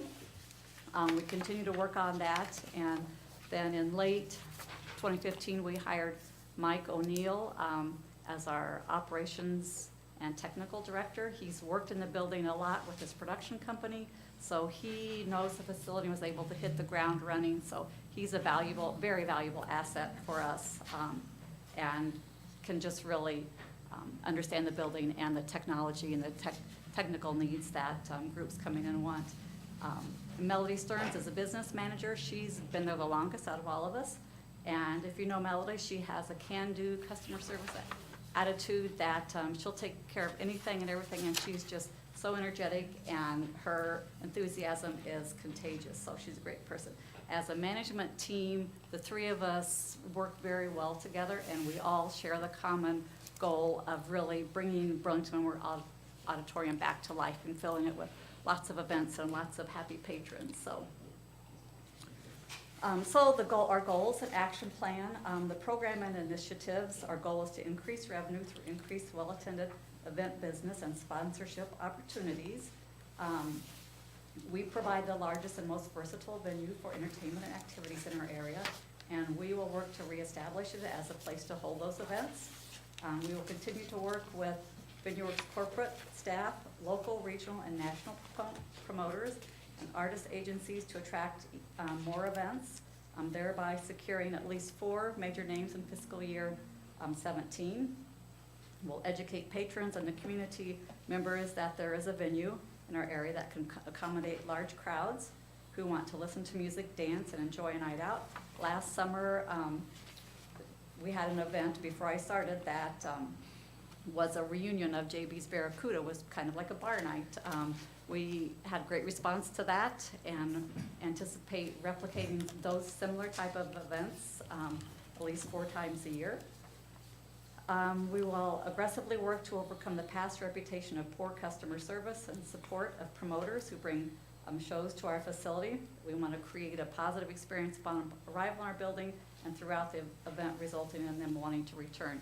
I was talking to a promoter shortly after I started, and he was asking me what we do, and I told him the staff, the support that we provided, and he said, well, I came there a few years ago, and there was nothing. I had to do everything. There was no ticket office, there was no stagehands, there was nobody to help me with production. I was totally on my own. It's like, oh, I was new, and I didn't understand the whole business, but I knew what he was saying, that was not a good thing. So I told him that's not the way it is now. We have staff, and we can help you with all of those things. So that's something that we have to overcome.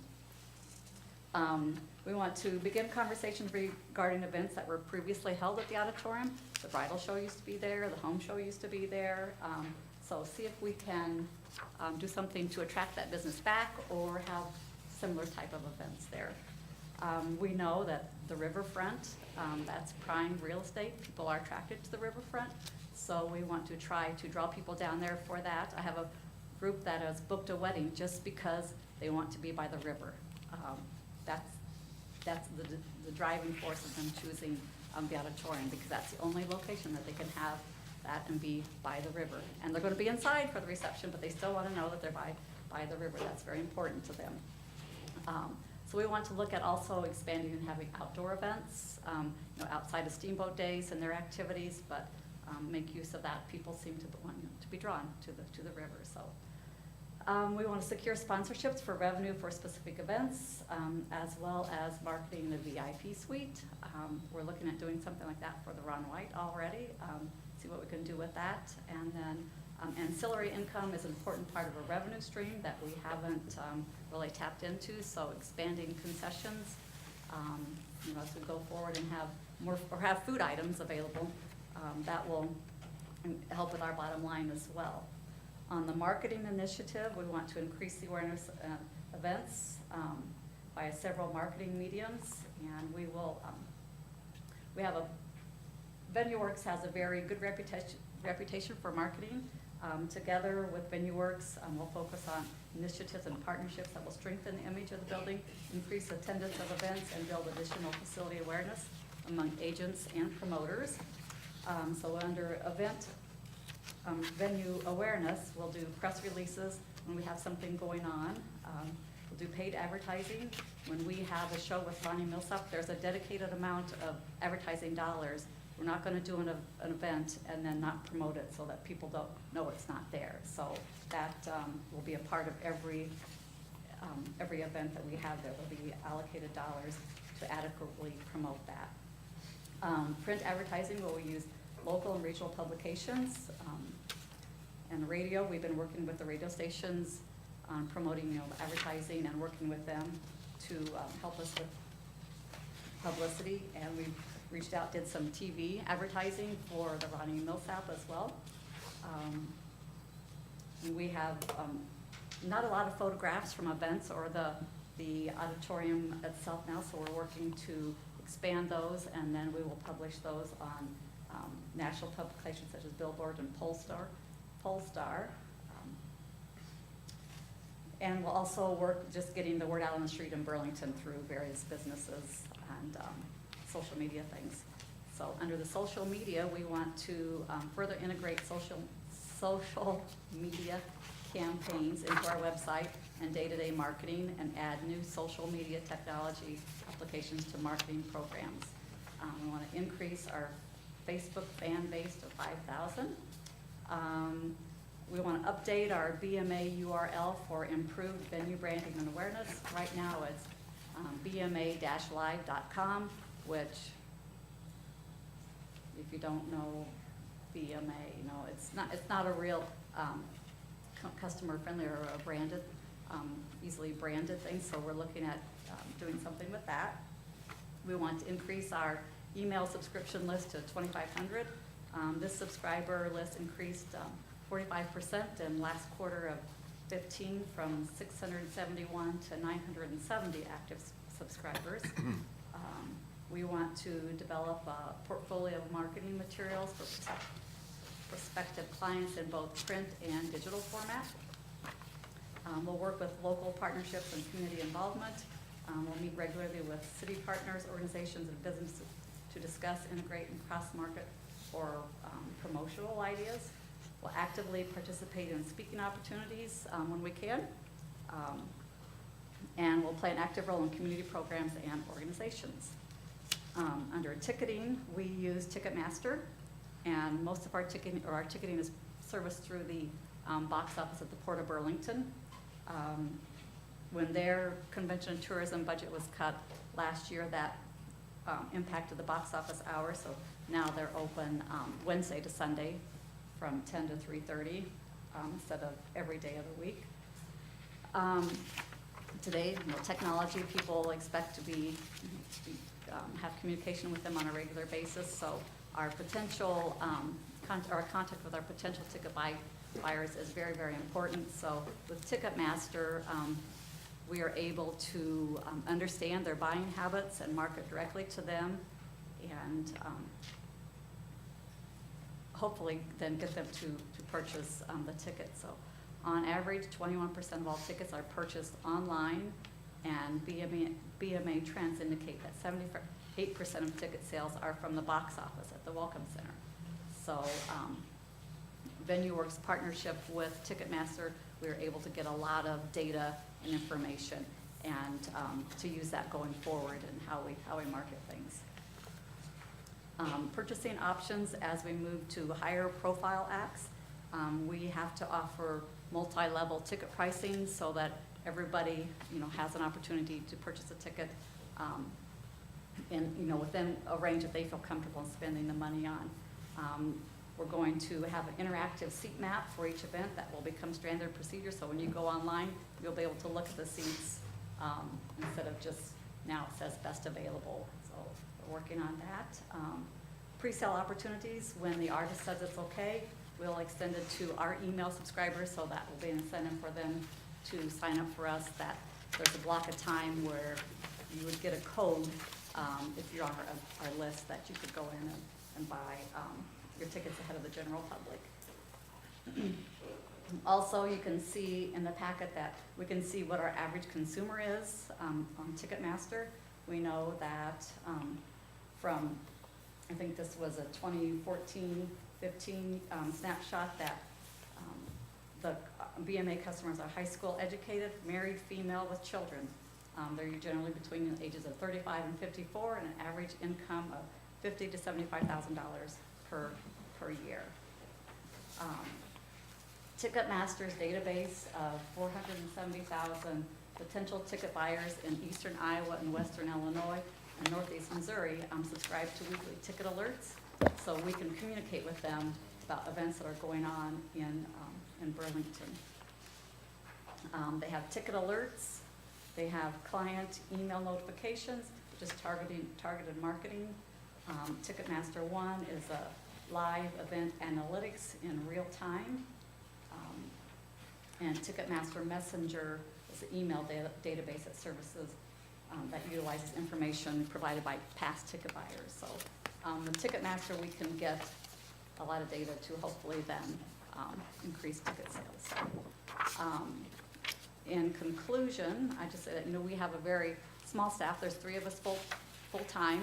We work very hard to really try to put a good face on for VenueWorks and for Burlington Memorial Auditorium, to make sure that the patrons, the people renting the facility, the acts that we've brought in, or the acts that are renting the facility, they have a very good experience. So we have seen in the last couple of weeks here that people will attend events. When I started, the perception was that Burlington was a last-minute buying town. They wouldn't spend money. They wanted to, an event ticket to be very, very cheap. Well, we found that Ron White tickets are on sale for $74, $54, and $44, and we've sold almost 2/3 of them, probably over 2/3. So some of those things we're finding out are not really the case. So if you bring in the right people, the people will come to those. So we're working very hard on that, and just want to thank you for your support of what we're doing, and hopefully we will continue filling the arena with good things. Okay, thank you. You do have a copy of the revenues and expenditures in the back of that Yep. packet. And as you look at the revenues and expenditures, those will not be what you'll find on our budget. And actually, Stephanie will go over that here in a couple of minutes, but don't leave yet. But we do, we've incorporated this list of revenues and expenditures, but we have some additional revenues that come in, for example, property taxes that are allocated specifically towards the auditorium. And then we have different expenditures, sorted expenditures that come through our system that get coded to the auditorium as well. For example, a lot of the property maintenance, we do directly line item to it. So our numbers in our system aren't going to match this. This gets incorporated into it. One of the things that you did this weekend, and you kind of touched on doing some different concession things, and I don't know how much you've done it in the past, but you did some different food items, and you did wine in a different way than what I've heard of. We had little individual wine glasses. We've had those for civic music. Okay.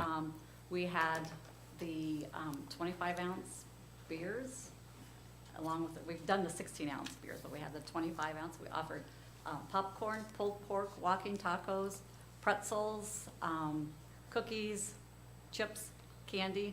So we're going to look at offering those things, at future events as well. So people didn't know we were going to have it. We put the plan in place. We knew we were going to do it, but we really got into it on Tuesday, and we're scrambling to get it all done. But I had very good help from corporate. The head chef from the River Center in Davenport came down and really got us through that, and left us with some things that we can use and going forward. So I am in the process of applying for a food permit. We had a temporary food license for that evening, and getting an annual food permit, so we can do that. So that will increase our per caps and our ancillary income, so. I'll tell you what, I thought it was a really nice event. It was nice to have, those concessions there. The person I went with didn't think they had any, and it was a nice surprise, so. Well, we haven't in the past, so. Right. So it was, it went well. It was a learning really process good. for all of us, but, the patrons seem to be receptive to it as well. So now if they know that they're coming and Yeah, that will be I there. hope, better have them next time too, otherwise. Right. Thank you. Thank you, Deb. Sell. What else? We have two things for budget that I wanted to do. One, so that we can get this out there, I'm going to give a look at property taxes that are part of this proposed budget.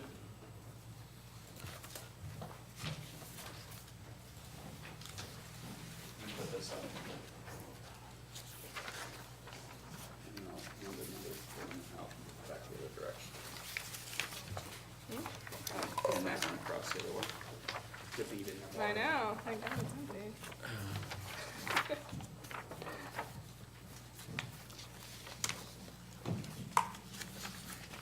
The main thing I wanted to be able to show you was as we built this budget, revenues and expenditure-wise, what we were proposing for property taxes in this upcoming budget was $15.93632. I don't know why the state does to 5 digits, but they do. The same as it was the last 2 years, and you have here a rate history going back to 2009, to be able to see what's been done with property taxes since then. When we did the significant increase here a couple of years ago, the first one to 1580 was the idea that what we needed to have. At that point, we were looking at, on a 5-year basis, to get through all the deficits. But it was predicated on having the franchise fee in place. When the franchise fee went away, we had to then make some additional changes to the budget, push off the schedule for getting rid of the account deficits, and have an additional increase that to the 1593 that we wanted to try to maintain when we did that over the ensuing 5 years, and assuming no other surprises came up.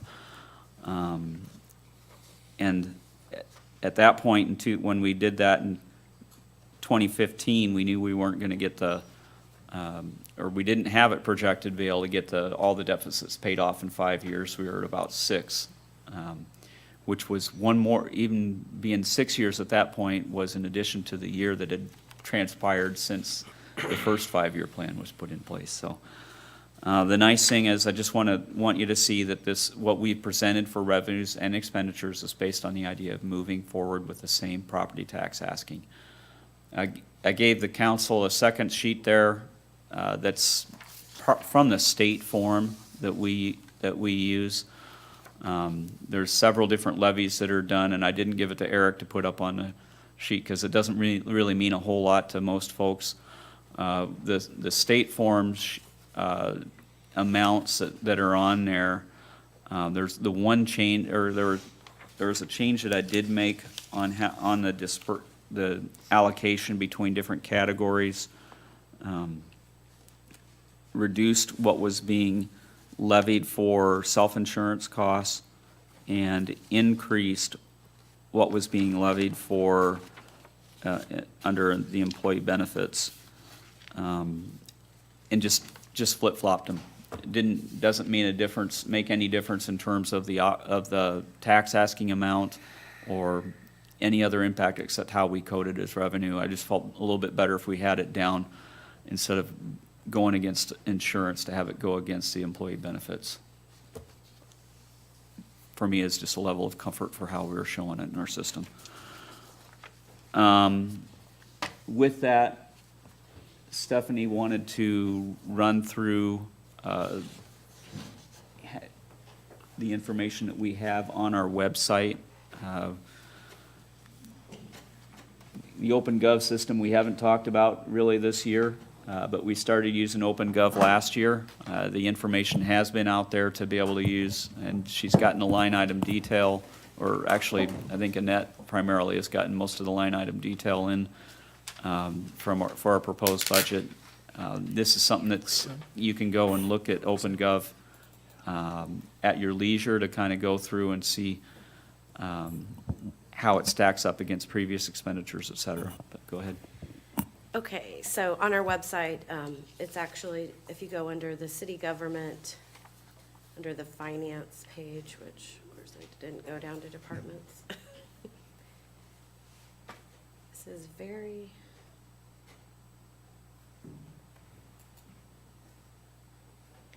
Okay, so it's the second tab down there. It says Burlington, Iowa Financial Information in OpenGov. So if you open that, that takes us to the website where we have all the information. And basically, we've loaded the proposed FY17 budget in here now. So it defaults to these reports on the left-hand side. You can see overall what are the city's revenues and expenses. This is the one it defaults to. Well, I pushed on that one. I'm not sure what it's defaulting to. But if you hover over, you can see here that our revenues here are $52,000. If you come down here to the red, it's the expenses. And as you can just drill down here to get into the details to see what, makes up the taxes, or if you want to see charges for services, it just keeps breaking it down. You can go down all the way to, okay, here's our parking revenue. And so you have the actual numbers. We do have the FY16 in there through November, I think, or December. I'm not sure if she got December loaded. So that's why you see that dip, because that's actual, just a half a year. So then down on this left-hand side too is we just created some reports we thought most of the things that people would want to see, but if there's anything else you want to see, you can get to it. You just might need a little help too. I know you were talking about the auditorium, Jim, so I clicked on this, what are the details for the auditorium expenses? So you can see our budget here. Let's see if I'm on. Yeah, it breaks it down by the expenses, but, yeah, we're budgeting of expenses 670,000. Like Jim said, that's a little bit different. Deb's showing us the net, but that's all our expenses we have. And if you wanted to go and see the revenues, you'd just have to go on the revenue side.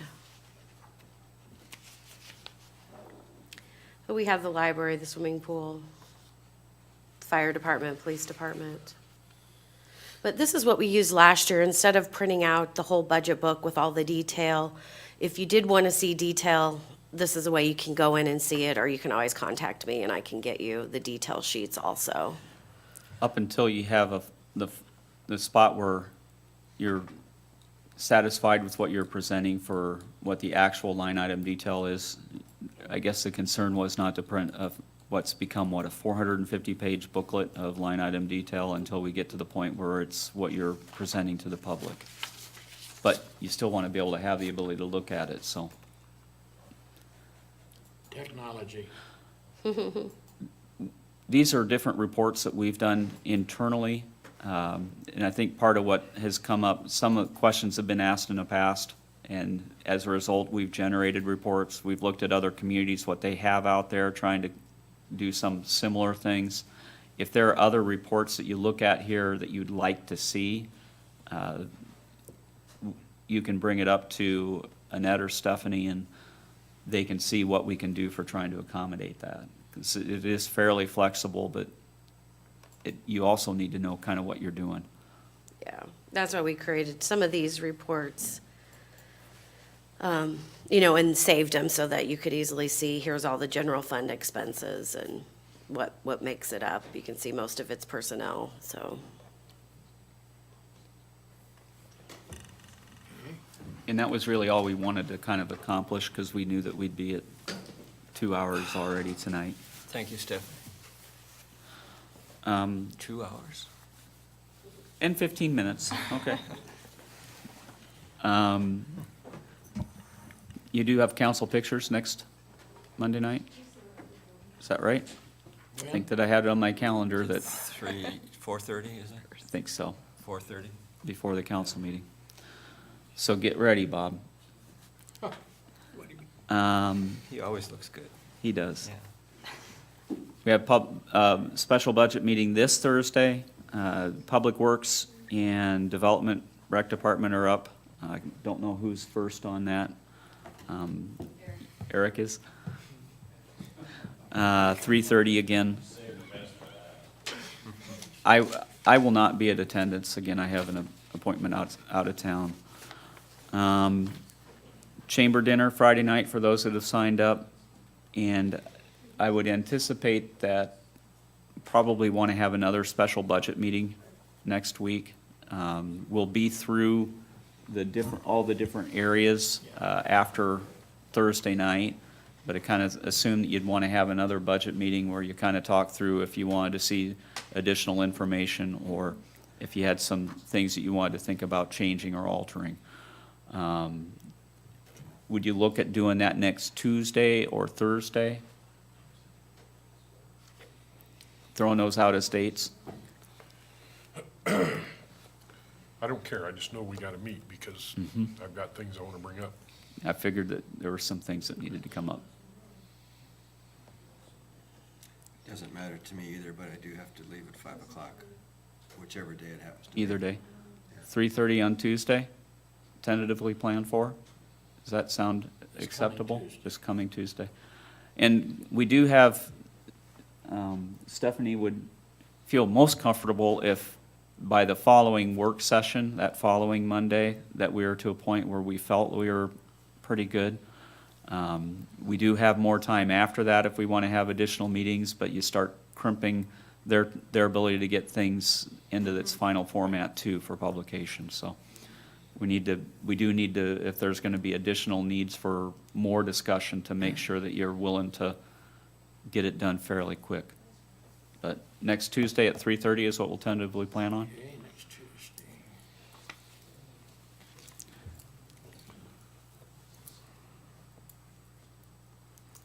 And that's February 2nd. It is. That was the list of things I had to get through. Councilman Wilson, you have anything? I do not. Mr. Scott? Yes, Mayor. Jim, have you said anything about the, Cobco board meeting and No, no. increases? What meeting? Cobco, city Oh. and county health insurance. We don't have final numbers yet.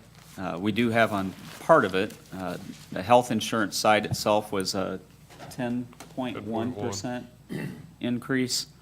Where that sits in relation to our 5% cap, we're not, I don't think we've got that figured out. Were you supposed to get some information back from Bob yet this week? But we are going to be above that cap regardless of how those final numbers come out. The tricky part of that is that our current contract expires June 30th, and we do have a tentative agreement with the fire, but depending on what happens with the other employee labor groups, we don't know what happens with cap language moving forward. So if there isn't a cap and whatever gets worked out, we have a significant increase or share of cost to take on from the city's side. And it does kind of point out as we don't have the final numbers to look at against versus the cap. But over the last few years with having that cap in place with our existing contract, it would be up to the labor groups to make a determination. Do you want to as employees pick up a portion of the premium cost, or do you want to make plan changes? And there was a mechanism there to have that occur. We're now at a point where there is no mechanism for having that portion happen. We are responsible for the entire increase. So until we have things finalized on the labor negotiations, we don't know what we're going to end up with on that. And we don't know what the total increase is going to be yet because we haven't got the numbers from Gallagher to, My assumption is it'll be just barely under that 10.1, but not much under when you throw in maintaining the dental and making sure that we do have ourselves covered. But that will be a 10.1 as well? Or No, 10.1 or? the dental is most likely just staying even. So you get to use the increase on there to offset some of the increase on the other side. The way the contract is written, it's the overall figure. It What gets about our blended together. self-funding? That's part, I think, that we haven't gotten back yet from Bob to know if we are really where we need to be. So, in terms of labor negotiations, we have had initial meetings with all of the unions. Some of them we've had multiple meetings. We do have more additional meetings with all of the groups scheduled over the next couple of weeks. So we'll see how those proceed. But as we do that, they have this information too to know as a level of concern, and they want to get some finalized numbers on health insurance. Okay. Is that all? Yes, sir. Mr. Fleming?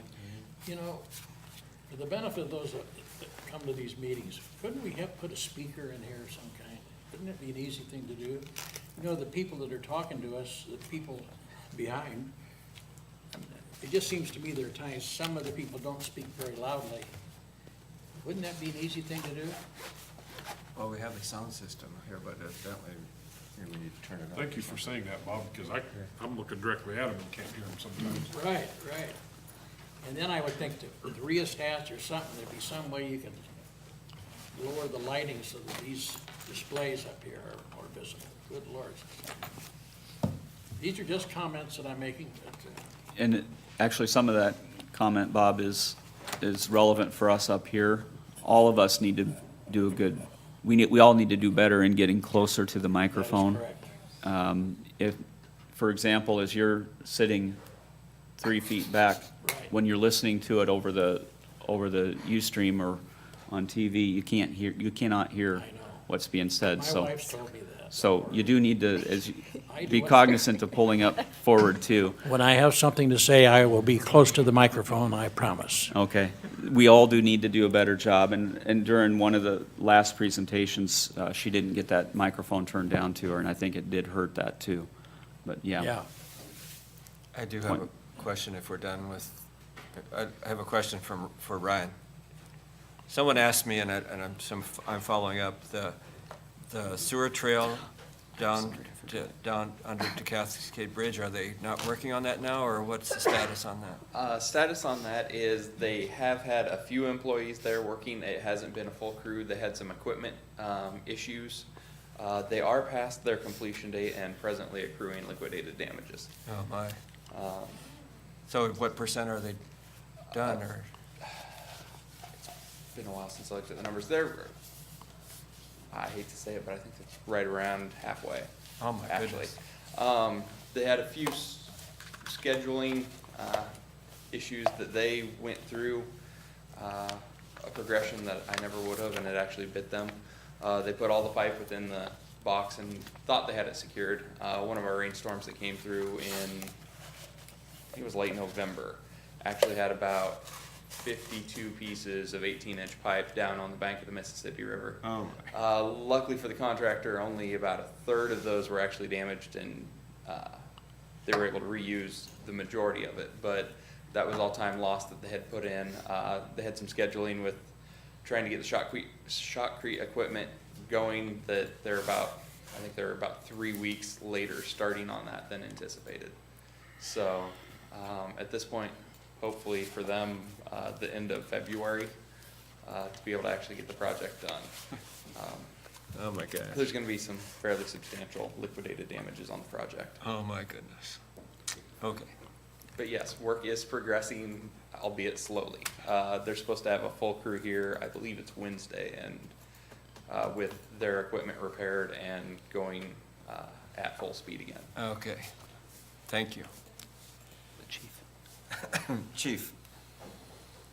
Yes, very briefly, it's been a long evening, but I got an article here that was just published in the National, it comes out by the FBINA. I don't know if you saw the article in the paper about Lieutenant Klein just getting back, but Yeah. once you become a member of that association, this is published 6 times a year, and it goes out worldwide to law enforcement executives all over the world. So we were mentioned in this, and this was very exciting. I never thought there'd be a day that the Burlington Police Department was mentioned in this publication for our community policing efforts and our after-school program efforts. So I made you a copy of it. If you could take the time just to read it, I'd really appreciate it. And actually on the second page, it's hard to see in this black and white, but that's what our cars are, so. Never thought we'd ever see that day, so thanks for taking your time. Just to Oh, sure. Thank you, Chief. That's do great. that. Congratulations. It was pretty Yeah. exciting for Yeah. us, so. Thank you. Outstanding. Okay, do you think we're done, everybody? Yes. Couldn't we just go for a little bit longer? Stay here as long as you want. Or is there something you don't want to be, no. Okay, thanks, everybody. Shane.